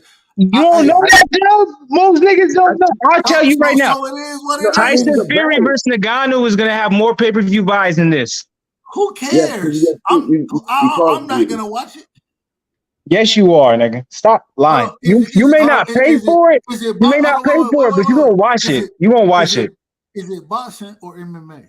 It's boxing. Hold on. Ngannou going to try to box Tyson Fury? It's set, yes. Like, where you been at, dude? Yes, in Saudi Arabia, Tyson Fury versus Ngannou. Now, I think I'd be joking. I've been working, nigga. They got me driving into the office. Let's talk about it. Am I capping? I ain't capping. So they. I was telling we had I was saying the heavyweight division's ass is trash. And he's trying to tell me it's not. He's trying to tell me it's not, and then I'm basically telling him why is Tyson Fury fighting Prince of God. It's crazy because today, wherever I was on that, I was probably feeling away. I was in my feelings on boxing, but you say it now, I was like, you're probably right. Because I'm like, Tyson Fury versus Ngannou happening. It's just shitting on boxing, period. Like, it's shitting not only on the heavyweight division, it's shitting on boxing, period. Like, are they fighting in Dubai? Of course they're fighting. That's the only place that's going to sanction that dumbass fight. Perfect. Yeah. Okay. All right. It's a bag to be made there. But that fucks up boxing. Like that shit's on boxing. Like that's I'm gonna watch it. I hate myself. I'm gonna watch it, but I'm like, that shit's on boxing so much, bro. Where you not Tyson Fury out? Nigga, if Ngannou knocked out Tyson Fury, nigga, we can't talk about boxing being anything anymore. Like, everyone loses their credibility. No, that's not true. Bro, come on now. That's true. You don't think MMA niggas is gonna come in and be like, nigga, boxing ain't shit. Nigga, Tyson Fury was the GOAT. Nothing. Everybody that MMA lost so far. Ain't not one MMA fighter beat a boxer yet. That's what I'm saying. So if he be the first, they be like 1 in 30. I'm exaggerating, but I'm just saying. All you need is one, bro. Yeah, a white boy losing for him. You know that. One nigga landed on the moon, and that's all niggas talk about to this day. We don't know if it's real. There'd be a fight for Wilder to come to fight him and knock him out. Yeah, okay, but leading up to that point, nigga, boxing ain't gonna be shit. Because if Ngannou knocks out Tyson Fury, boxing is in the toilet, nigga. Or did it just get interesting? it does. It's in the toilet, but it also gets interesting in the sense of we're gonna have to accept the fact that we're gonna have a lot of MMA niggas crossing over to boxing. And low ball, you can blame this on them YouTube niggas. No, I can blame it on McGregor. That's what I can blame it on, because he started it first. So you gotta blame it on Floyd. What was my rant? Let's talk about it. What was my rant? Didn't I say Floyd brought way more negatives into the sport of boxing than positives? He made it uncool to fight one another. I'm out. All right, enjoy your night, Doug. We ain't gonna be that much long either, but enjoy your night. But was not right. Let's talk about it. When I was saying, I was like, Floyd brought way more negatives into the sport of boxing than positives. I said the only positive that Floyd brought into this joint was what? Okay, you can leave a certain entity and you can do your own shit on your own. But everything else, you got to be under. If you're not undefeated, you ain't shit. You know what I'm saying? If you're not with this promotional company, you ain't shit. Oh, I'm gonna fight boxers and YouTubers, and I'm gonna make money off of it. Like Floyd has corrupted the sport of boxing, but we are such fanatics and we are such, diehard fans. We make it seem like Floyd is just that nigga. It's like, no, Floyd is toxic for boxing community. I'm gonna be the first YouTuber to say right now, Floyd, get the fuck up out of boxing because you fucking this shit up. I would say this. As his age right now and being a boxer at the age he's at right now, he's supposed to go ahead and fight these MMA fighters, the YouTubers, and things like that, because he's more on the entertainment side now. Of let me show you the spectacles. Let me just show you my skill level against these other people. What you mean boxing ain't shit? Right. So no, I'm just saying as far as for him. But when Tyson Fury, everybody, bro, that's a problem because you're still in your prime. You still can fight. They're taking money away from the semantics. You choosing semantics. It's like, okay, with Floyd, it's not a big deal, but with Tyson Fury, now, nigga, if you are fighting, if you're licensed, if you're a professional boxer, the only reason why this shit is available and is happening is because Floyd paid the way. But what I'm saying is detriment. Like Floyd, you a legend. Fuck you, nigga. You fuck boxing up, bro. No, that's what I'm saying. They should have Roy Jones should be fighting MMA fighters. Mike Tyson fight MMA fighters. The retired boxers fight these MMA fighters who think they can come up in the ranking. That's how life works, bro. Life don't work where shit makes sense. Life don't work where shit makes sense. I don't have a problem with that. The problem I have is when there's an active boxer still fighting these MMA fighters. That's the problem I have, because you should be fighting other active boxers. Why are you wasting time fighting this MMA fighter? Floyd is an active boxer, bro. He ain't fighting nobody. He ain't fighting Terence Crawford. He ain't fighting Errol Spence. I don't agree with none of that. And I'm not mad at him getting the bag and just exploiting that. You picking and choosing, bro. I'm not picking and choosing. He's not active. Now, if he was active and he still had fight in him, he'd still be able to fight the Terence Crawfords and them, I'll be like, that's bullshit that he's doing too then. Because if you're active, fight the active boxers. Why you fighting some motherfucking... I agree with most of the shit you talk about. Let's talk about it. But this, I'm like, nah, that's cap. No, it's not cap, man. It's facts. Like that's cap. All right, who is he gonna box if he don't fight none of them? Who can he fight? Who he gonna box? Fury? No, not Fury. I'm talking about Mayweather. Oh, Mayweather, that nigga shouldn't even be boxing, period. He's just doing that shit so he can get money. Why not get money? Fuck it. I beat some of these white boys up at MMA, fucking, you know what I'm saying? Keep my shit started. He not like he's promoting it all crazy either. Because when it's fights come on. Okay, but real quick, before we get up out of here, I got one thing I do want to discuss. Because I'm like, we've been going crazy going back at it. But there's one thing I do want to discuss with you, bruh. Up here to talk about before I do get up out of here. Because I'm faded, I'm feeling good. I'm not even gonna cap to you. Let's talk about it. I had a couple joints. They texted me like an hour ago. So I'm between them bitches, I'm like, okay, which one's gonna respond to me? None of them may not respond to me after I'm done with this because it's late. But I'm faded, so we'll see what we on. But before we get to that, the one shit I do want to talk about with you, let's talk about it, is this. The last part of my YouTube title. How you feel about Jermall Charlo getting slapped by Killer Play? I gotta ask that. Because I ain't talked about this yet. So I gotta know, nigga, like, I don't know if you watched it in full. I don't know if you looked at the details. Because I'm like, I hate shit like this because I'm like, if I got slapped like this and it was all over the internet, niggas was talking about it, I would feel a certain way. But if I had a lot of money and I had a big house, I'd be like, I don't really give a fuck. So I'm just going to be a regular nigga and I'm going to talk about like how you feel Jermall Charlo. Apparently, he was having a heated discussion with Jermall, and it seemed like it was getting out of hand. Caleb Plant came over and he tried to separate the two. Right, this is what I'm reading and hearing. He tried to separate the two, and Jermall got a little bold and he grabbed Caleb Plant by the face, and he was like, "Yo, nigga, don't come in between family shit." Okay. And Caleb Plant was like, "Yo, nigga, I'll slap the shit out you. You touch me like that." But he didn't say it. He said it with his slap, and he slapped him. He a white boy, and he said, "Nigga," he called him a boy. He was like, "Yo, boy, like come over here." You know what I'm saying? Slapped him, called him a boy. Jermall Charlo didn't really seem to react, but there's a whole bunch of videos after where it seemed like when he really realized what was going on, he tried to react, but it was too little, too late. And there's also a video of Jermall Charlo's wife beating the dog shit out of Jermall Charlo's wife or ex-wife right after that incident. So okay.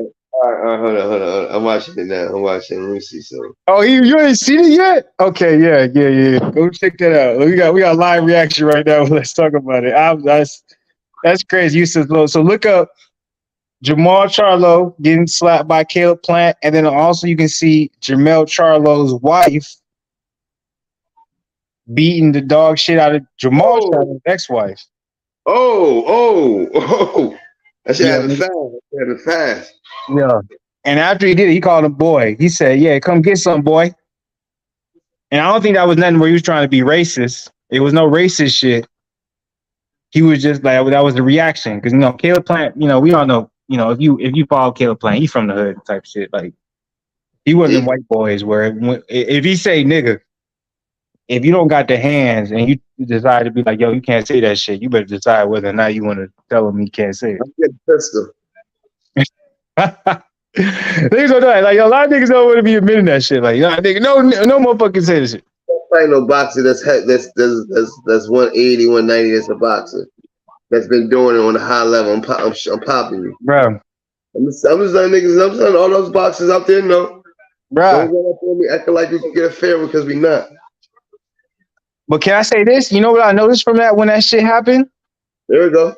Can you see? You see that slap? I don't think Jermall Charlo was pussy in any type of way. Like, I don't think he was someone who didn't want to smoke. I think Jermall Charlo was drunk and he got rocked from it. That's what I think. That's my personal opinion. I think when the shit happened and he got hit, I think that nigga got like dazed a little bit from it, and he had to get himself. He was like, "Oh shit, what the fuck? Oh shit, I'm back." This nigga just slapped me. Cause I'm like, a lot of people, I'm like, if you a young nigga, I don't know, but if I'm like, when you fade it and you really like, if a nigga slap you like that,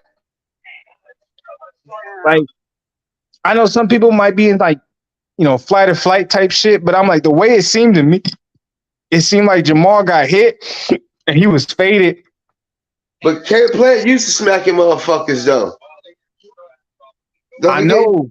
But Jermall ain't never been slapped like that. Jermall, like, if you a nigga who ain't used to getting touched, pause, like. He smacked Alvarez. He smacked Alvarez too, remember? Yeah, he smacked Alvarez, but he got returned with a 2-piece. And Canelo was sober. Remember that? Canelo was sober on my weight class. I'm like, I'll put money on it. Jermall was not sober when that happened. Jermall looked drunk. Like, that nigga looked like he was drunk. That's what a lot of people ain't talking about. Jermall looked drunk as hell.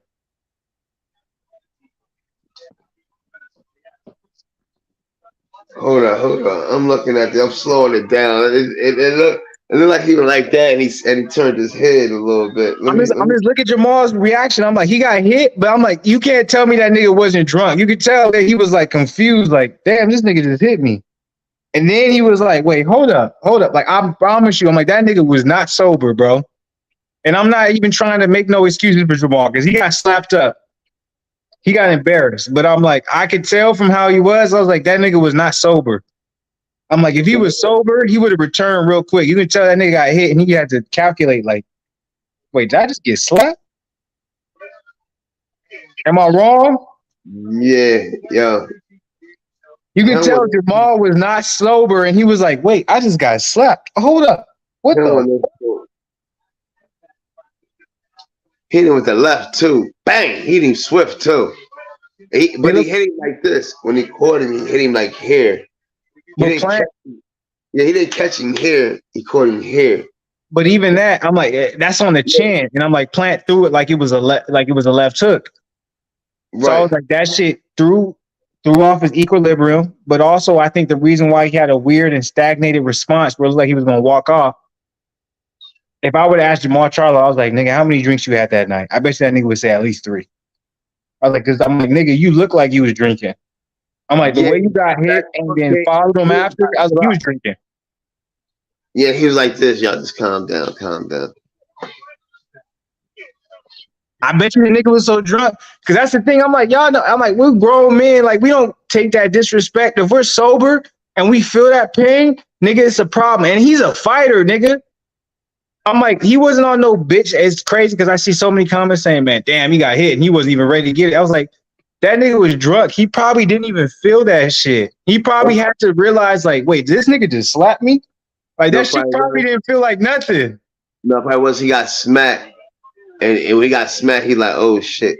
He got like a little dazed a little bit. He like, nah, that's cool. I'm not gonna touch it because I'm not in the right state. And this shit, like he's like Caleb playing sober, so mad he smacked and he came to Caleb Plant just slammed him. Boom. Now you're on the internet. You know what I'm saying? Now we regular niggas, that's how we would react. We'd be like, wait, we'd be like, oh damn, I just got him. He probably was like, he's a celebrity, so he got slapped. He was like, wait, damn, did I get slapped? And he was like, shit, they got me on camera. So that's when he started kind of walking. But you see, he wasn't aggressive. You can tell, like, that nigga wasn't on none of that type of time. I'll put money on it. That nigga had at least 4 shots. I'll put money on it. At 5, nigga, I was like, that nigga been drinking all night. That nigga got hit with that slap, and he was like, wait, what the fuck? He wasn't drunk after that smack. No, that nigga was still drunk after that slap. He got hit here. He got hit on his nose, like here. Like that nigga was still drunk. Cause I'm like, if you see when he starts walking after Caleb Plant, he wasn't even aggressive. You can tell he was just doing that shit because he was like, that's what I should do. That nigga was faded, bro. Cause I'm like, any nigga that's not faded and that shit happens, you gonna be up more. You gonna be talking shit. You gonna run after the nigga. And I'm like, I don't believe that this nigga was scared of Caleb Plant. I just don't believe that, bro. Not even in the slightest, bro. Look at that slow motion. I know, that slap was crazy. You see the way he took that shit was crazy. You see his hands though? Look at his fingers when it's hitting him in his face. It's like kind of the fingertips hit him in his nose, kind of. I don't know if it was showing. I'm a drinker, bro. So I just think about if a nigga, like, I probably wouldn't have that reaction, but I'm like, if I'm worth millions and a nigga just slapped me like that, the way he got slapped, and then he just kind of like calmed down and he looked at him and he was like, what's up? And then he just kind of walked away. That really told me everything right there. You could tell that nigga didn't really register what happened. And then when he kind of registered what happened, he's like, oh, I'm getting filmed. He's like, let me try and look hard. But even then, he didn't even do that extra. He just kind of walked after him. But if you see all the videotapes after, like he went at Jermall Charlo because, you know what I'm saying, his ex-wife got beat the fuck up by Jermall Charlo's wife. And he was coming, like, you could tell, like, that was liquor. Like, that nigga was being extra. Like, a lot of shit happened after that. So I'm like, okay, that's the liquor. I'm like, that nigga was faded as fuck. He was off of liquor. And none of that shit, like, that nigga's gonna wake up tomorrow morning. He's gonna look at this shit. He's gonna be like, yo, damn. You're like, what the fuck? He's gonna be mad as fuck. First of all, he need to get a smaller shirt. His shirt too damn big. That's why he got smacked. Let's start there. This is not 1995, 2000. Your shirt too big. You can't fight in that shirt. That's why he got smacked. Wear a different shirt, nigga. Like, come on, man. And then you argue with your brother out there. Why are you and your brother constantly arguing over dumb shit? Over dumb shit in public. That's your brother at the end of the day. If we're going to argue, like, yo, let me holler at you real quick. We're going to go somewhere where ain't nobody going to see it unless Jermall is one of my favorite fighters. Tony Harrison was one of my favorite fighters. Him and his, the fights they had. basically Jermall, he's had a lot of problems with his wife, ex-wife. Right. There's live streams. So this isn't me just talking shit or me trying to stir nothing up. There's live streams. There's clips on the internet showing Jermall Charlo saying that Jermall Charlo's wife ain't shit. Saying it to her face. I remember we were talking about that. Like, your wife ain't shit. It's clown. Like, I don't know why you married a dumb bitch. Bitch, all that type of shit. So I'm like, that shit. And him saying too is like, yo, my wife see her. She finna fuck her up. And Jermall just laughing. Jermall has publicly came out. If you're talking about I Am Athlete, that was one of the most recent interviews he's done. He's been dealing with depression. He said he was sleeping at his brother's house, dealing with the shit with his ex-wife. There's videos coming out where Jermall Charlo, he's been showing it. Jermall Charlo's wife doing some crazy shit with his kids, all type of shit. So, oh yeah, when it's something at his door, let daddy go, let him leave, or some shit like that. Exactly. So as much shit I want to talk, I can't, because I'm like, Jermall Charlo is basically showing and proving everything. Where it's like, I'm in the right. Like, I've been told this nigga Jermall, like, don't fuck with that bitch. She been crazy. If you realize when that nigga got slapped, when he started going after Caleb Plant, you'll see that ex-wife, she comes up behind him. And what you'll see, there's another clip showing that Jermall Charlo's wife beats the brakes off of her. They get into a fight, and Jermall Charlo's wife breaks the brakes off of her. There's another video where Jermall, he's talking shit to Jermall, like, yo, you hit my woman. Why you hitting women? And Jermall's like, I ain't hit you. And Derek James is his trainer trying to calm him down, like, yo, don't be on this type of shit. But Jermall's like, yo, I ain't hit your bitch. Like, that was my wife. My wife fucked her up type shit. That was at the fight? That was at the fight weekend.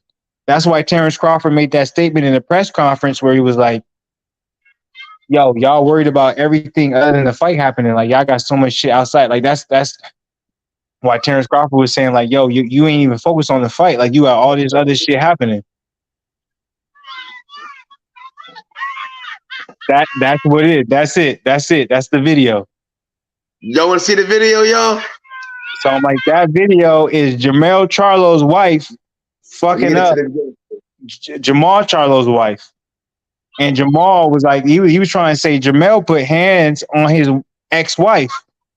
And Jermall was like, I didn't put no hands on your ex-wife. My bitch fucked your bitch up. The fuck you talking about? All right, here we go, right here. It's gonna start over. It's a short right here. I know.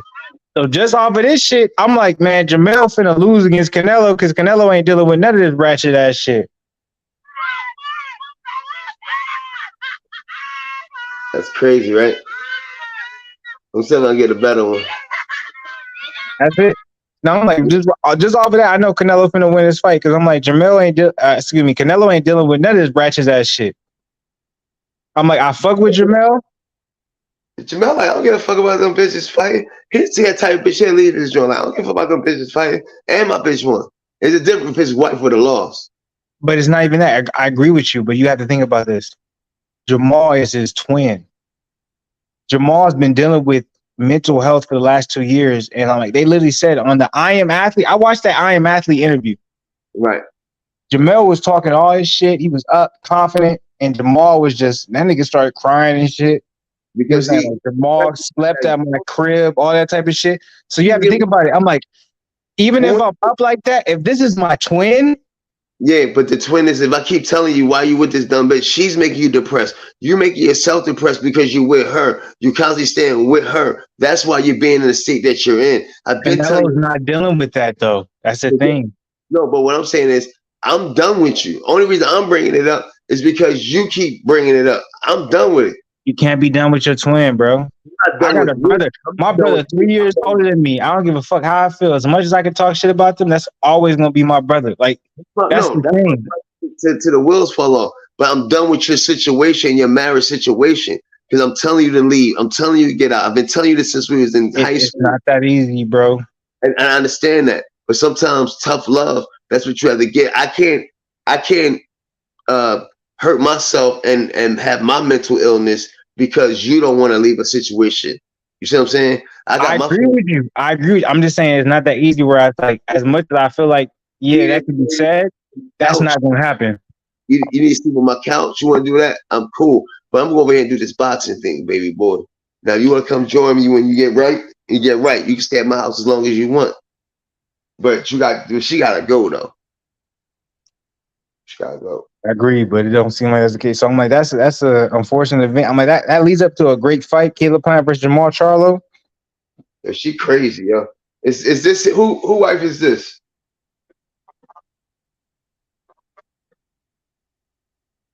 That's Jermall's. You see how she look? Yeah, she pretty. What's the face she made?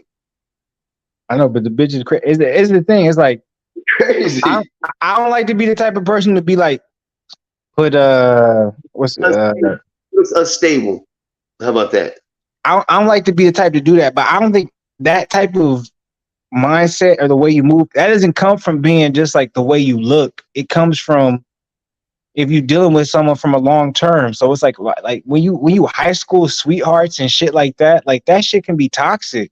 Yeah, but look how she makes that face. She go back like that, like I know, but I'm just like when you high school sweethearts and all that shit, that shit's so toxic and you make a lot of money. It's like you got to be careful with that type of shit, man. Definitely do. And his problem is he don't know how to separate it. He in love, bro. He's at kids by her. He has kids by her. You know he's been done wrong by the bitch, but he's in love. I know what it is, man. Trust me. I got a toxic bitch, man. I know how that shit go. Man, he's a simp. And we all simp for somebody. That's what I'm saying. You guys, I'm like these bitches like a lot. When niggas be like, man, you a simp type shit, I be like, man, you ain't never had no crazy ass pussy. It ain't really about the pussy. It ain't about that because it's that's always like that. That's the always shit for me. I'm like, I'll only be a simp for a bitch that got that shut up. I mean, that has something to do with it, but it's not all about that. It's about that's everything, nigga. How she treats you, whether she treats you like shit or not.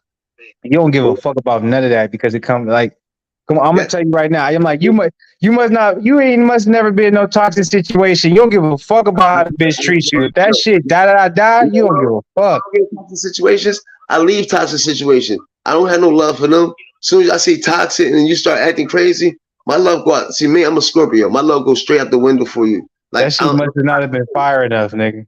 I'm hot and cold. I'm like, what?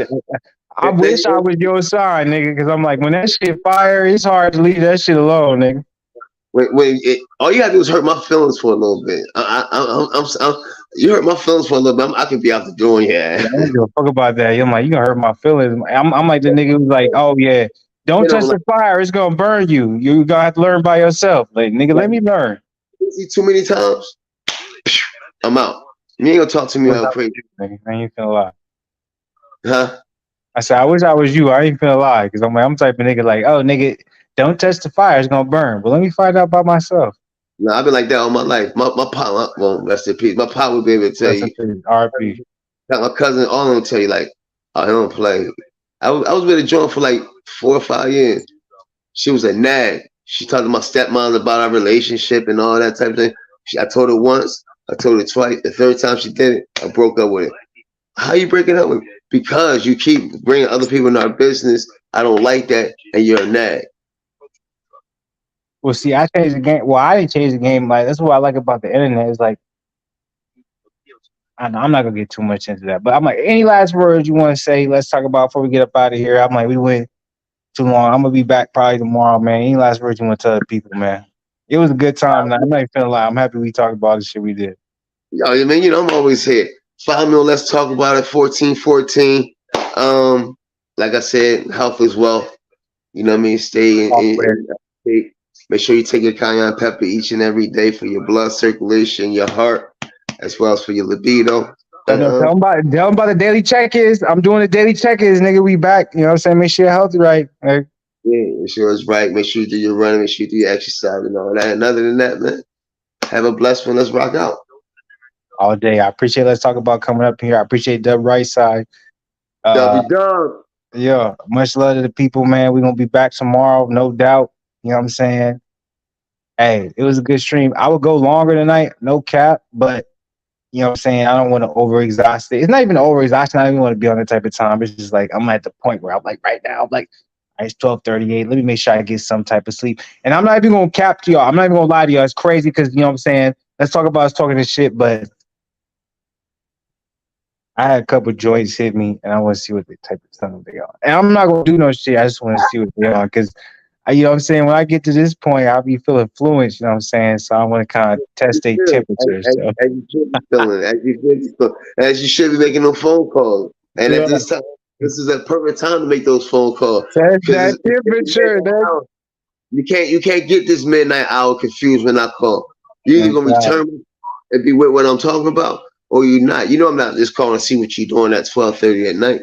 Oh God, yeah. And that's all you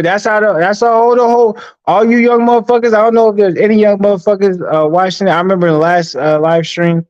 I can't remember the stream, but I remember he was a young nigga. But I'm like, man, this is how you really check the temperature of the bitches you talking to. It's like if when they get late or when they get to a certain point or when they was hitting you and you ain't hit them back for a certain amount of time, they just roundly hit you. If they really answer, you know the temperature they really on. You know what you dealing with. You know what type of time you on. So right. And you might get a phone like, yo, it's a little late. I gotta go to work tomorrow. Hit me up tomorrow a little bit earlier. We can do something.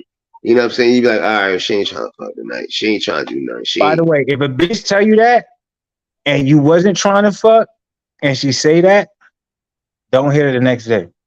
Do not hit it. Let her hit you because she gonna be like she gonna expect you to hit her, and you don't. And all of a sudden she gonna hit you and be like, "Yo, what's good? Like, where you been at?" And be like, "Oh, what's up, girl?" But the good thing that she called back and let you know that she was tired, that she can't get with you tonight, but you know, hook up tomorrow. The other one ain't call at all. Now when she called tomorrow, like, oh, I was asleep. No, you wasn't. No, yeah, that's the immature bitch. That's the bitch you gonna be like, okay, I'm putting you in this section. Exactly. Or you're not really feeling me like that. You want to put me. You want to go out with me and want me to spend money, but you want to give me you don't want to give me those yams at 12 o'clock. Right. Or you may really fuck with me, but it's like you got 3-4 other niggas doing the same shit, willing to really spend their whole entire credit card, debit card, everything. Like, no, I'm not that nigga. Hell no. Right. Put them niggas above me. I don't mind. And you young niggas, y'all be hurt and be feeling the type of way when bitches be putting other niggas above you. Like, no, nigga, you should be grateful when a bitch puts a nigga above you because that saves you money. But you got to be older to realize that. I used to tell them, I just want to be the side. Listen, you can go out, you have a good time with them. At 12 o'clock, holla at me. At 1 o'clock, when you coming back in after you going out, had your drinks, all that, hit me up. I'm right there to clean up for you. You know I got a bitch, bro. She'll tell me she'll be on some shit. I'm like, oh, what nigga you talking to? Oh, I got this nigga finna pay for my nails, all that type of shit. What you finna do? I'm like, I'm gonna be here when you ready to talk, baby girl. If you want to come through, let me know. Like, you ain't finna.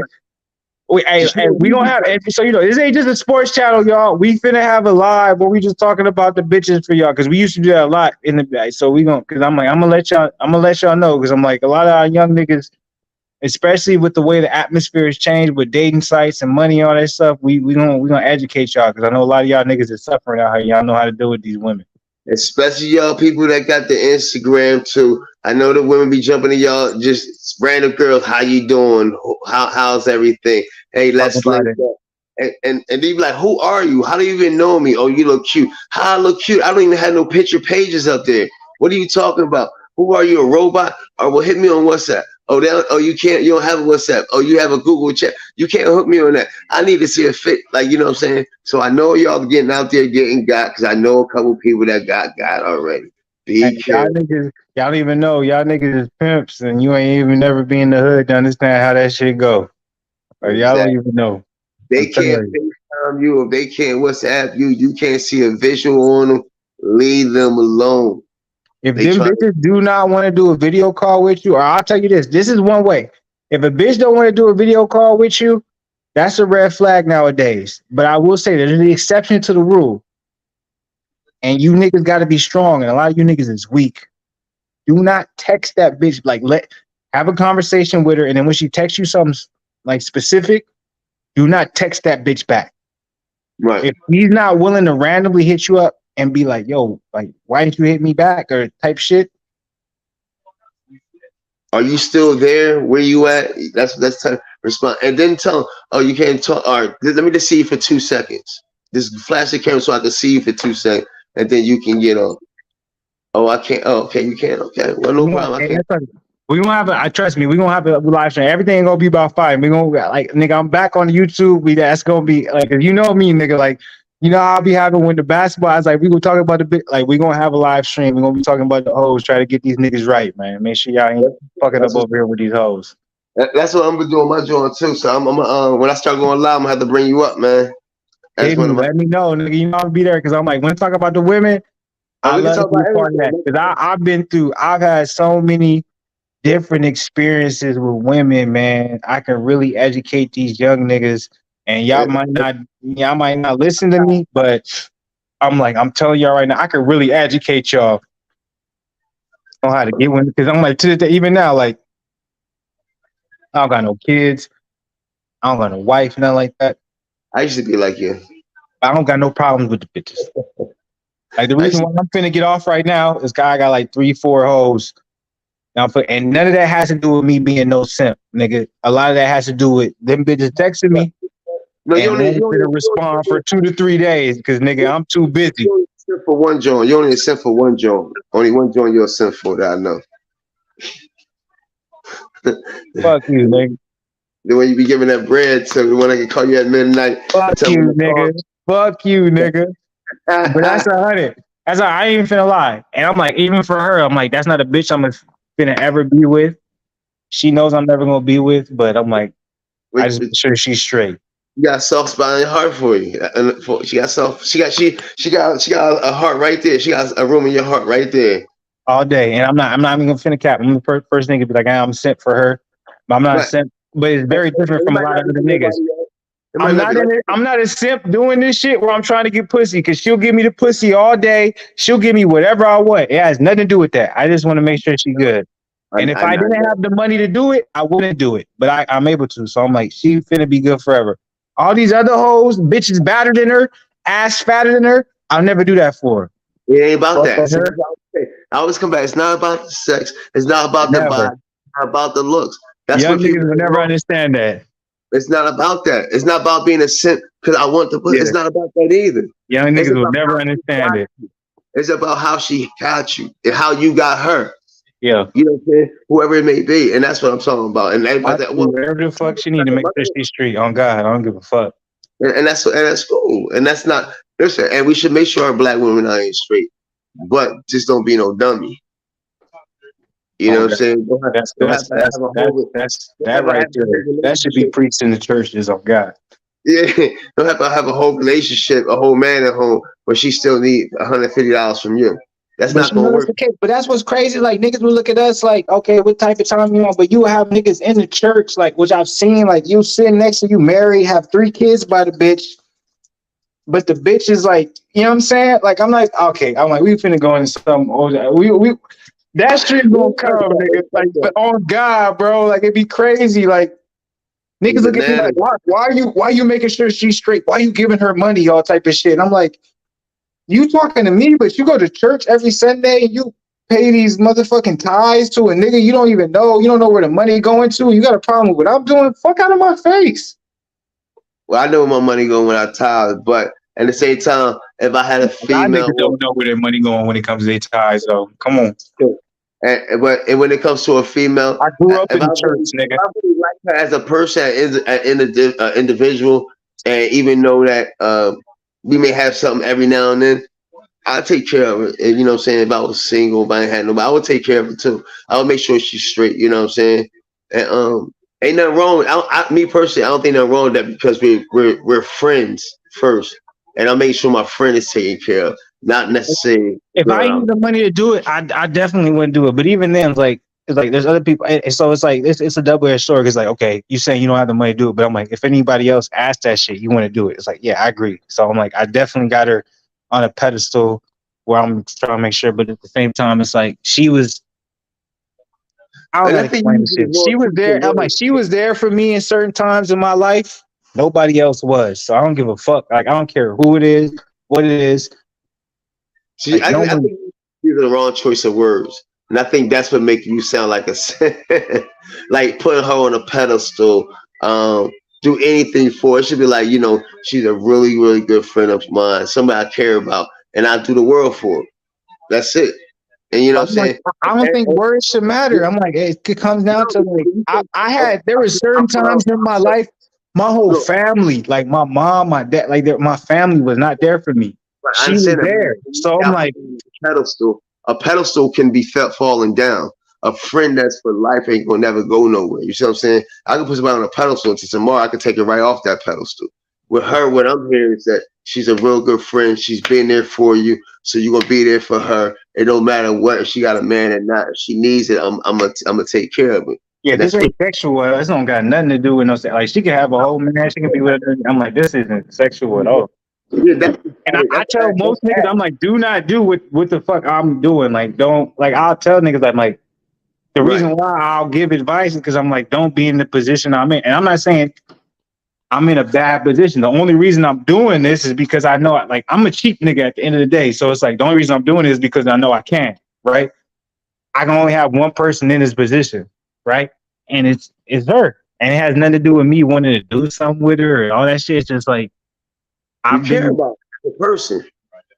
But it only happened because of experience. Like, I've been through some of the craziest shit.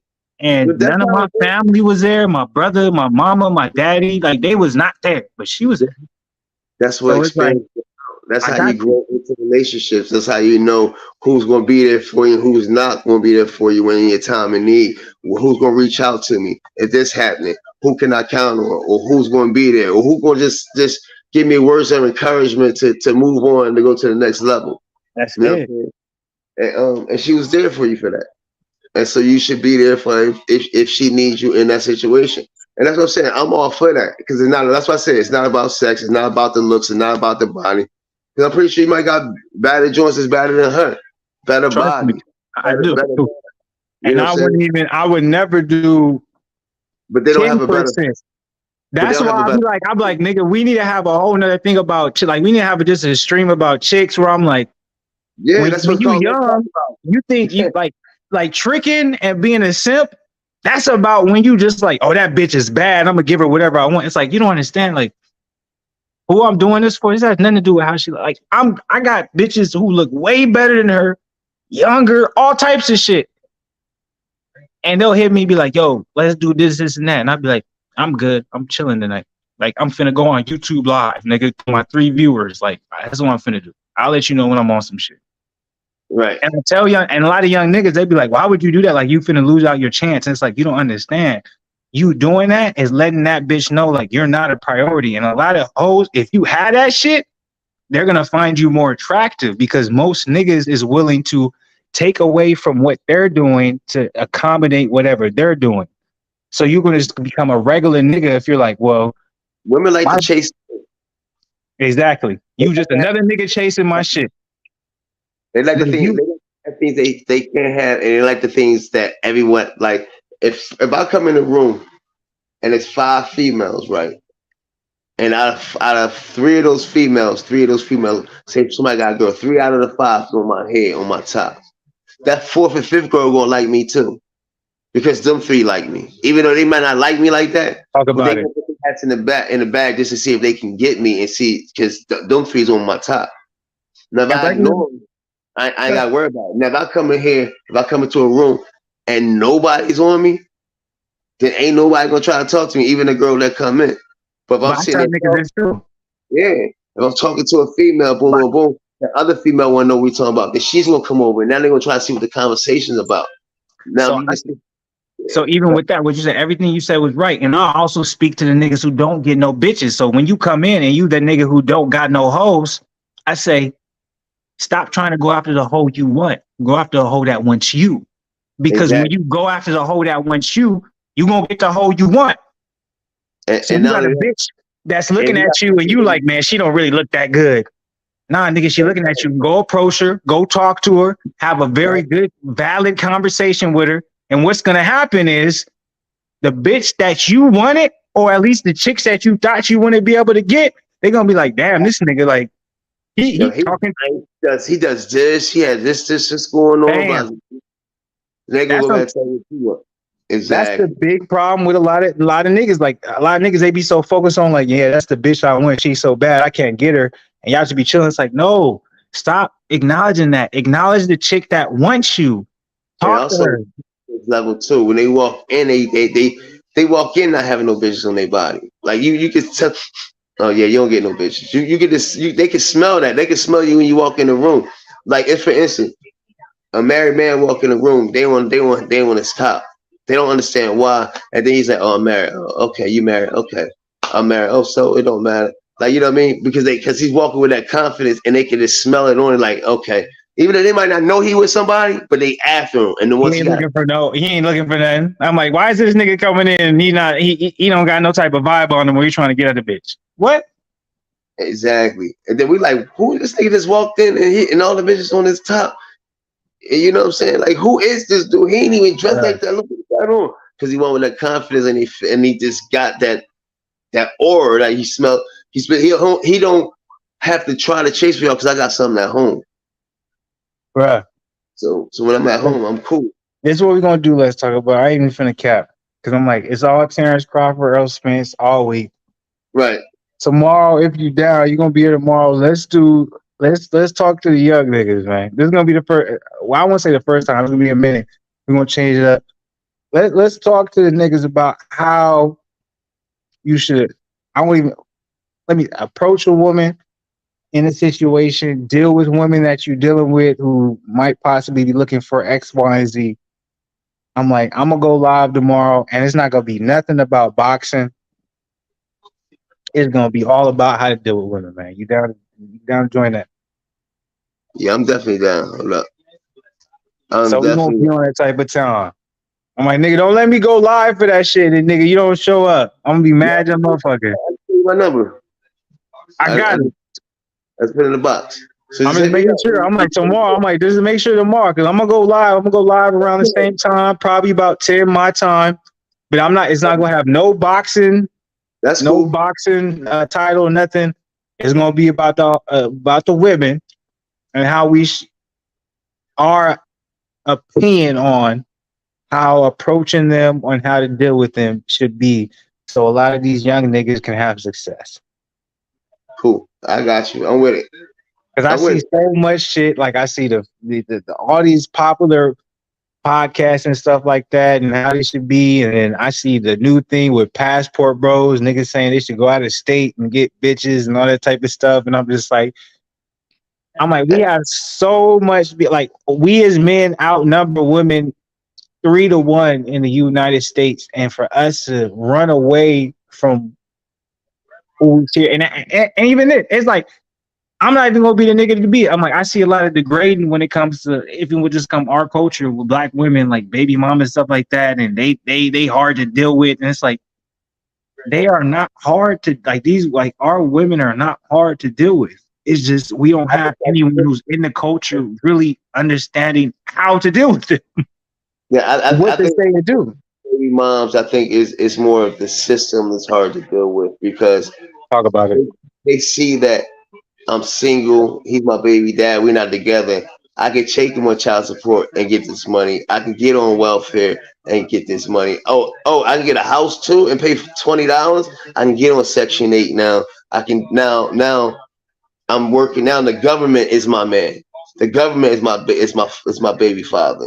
My baby father and my baby father. I don't need you for nothing now. And that's when I don't need a man comes in at. I don't need a man. I don't need a man. No, you actually do need a man. Because that is your man. Because the government replaced the black man in the household. And it's like, I agree with everything you're saying. Your mom's hard to deal with because, well, you ain't doing shit for this. You ain't doing nothing. You paying that little bit of child support. How can I now? Now it's like, what? I'm coming to get my daughter or my son every day. What are you talking about? Well, you can't see your son. You can't see your daughter because he needs $200. You paying child support. You put me in child support. I don't care. I still need $100. You ain't seen. So you better show up tomorrow, because the topic tomorrow is, because it's going to be very positive when it comes to our, you know what I'm saying, when it comes to our community and talking about but also it's going to be in the sense of I am not for. I'm not the person that's for being someone who, if a woman has a child and if you don't have a child, I'm not for you being in a relationship with that. Now, I do not think that's something you should do. I like what you said with that. When I had no when I have a child, I was the same way. I was the same exact way. I tried it. I'm like, and this isn't me off of being the type of nigga who watches shit. So that's why I want to make this. It's like I'm at the age, man. I used to be a young nigga. I'm not a young nigga no more. Like I've been through a lot of shit. So it's like I want to share this with people, and like, you may take it, or you may not. I remember 3-4 years ago, I used to watch it, a motherfucker, and he said the same thing. He was like, "Man, don't do X, Y, and Z," and I still try. I was like, "Man, you're not me. I'll make it work." I would say if you do go into something like that, the baby father, and please, when I say this, it's gonna sound harsh, it's gonna sound crazy, but he'd have to be dead or in jail for like 25 years, 20 years, 15 years, or already married with someone else and start another family. You know what I'm saying? And the child that she has to be at least like no older than 3. Because then man, I can find no type of reason why that shit is difficult than a motherfucker. Yeah, but what I'm saying, out of all, I'm talking about, it gotta be one of those scenarios. And the kid's like 2 or 3, you kind of mold, and she gotta give you complex to raise them how you would raise your child. You know what I'm saying? That means discipline on how you need to discipline them and things like that. And it has, like I said, it gotta be like 2 or 3. 5 or 6 to me is too old. They developed a sense of know-how, a sense of, this my mom, you're not really my dad. They kind of know that. Even at 2 years, they know you're not my dad, but you've been going around so long. You've been now, when they 7, 8, you've been around 10, 15 years. Now they like, you all they know. So it's a little different. But I'd rather have now already made family and let's grow together. I'd rather that. Make sure you show up tomorrow. Let's talk about, because it's not gonna be about boxing. We're gonna be talking to the people. It's gonna be about women. It's gonna be about relationships. That's it. Like, I'm with it. I'm here for it. I'm here for all the smoke. I'm here for it. So any last words you want to tell the people, man, before we up out of here? Let's talk about it. Let's talk about it. Follow me on Let's Talk About It 1414. Holla at me. And we're gonna be back tomorrow. You already know. It's not gonna be the usual. We switch it up right at the end, man. We had some great boxing topics. We had some great talking points when it comes to boxing. Terence Crawford, Errol, Spence. We talked about Jermall, Charlo, Caleb Plant, but you know, you can only talk about that for so long. So tomorrow, if y'all roll in, you got something to say. We're gonna be educating the youth on how to deal with women, how to approach women, and you know what I'm saying, how to deal with whatever situation they may be in. It's gonna be interesting night tomorrow when it comes to them topics. So make sure y'all tune in. If you're here tonight, like button, subscribe, comment, all that good stuff. We're gonna be out of here, but we're gonna be back, you know what I'm saying, tomorrow. Let's talk about it. Anything, you know what I'm saying, last words before we up. Nah. You know, be safe. Health is wealth. Be safe. Health is wealth. Double salute to the people.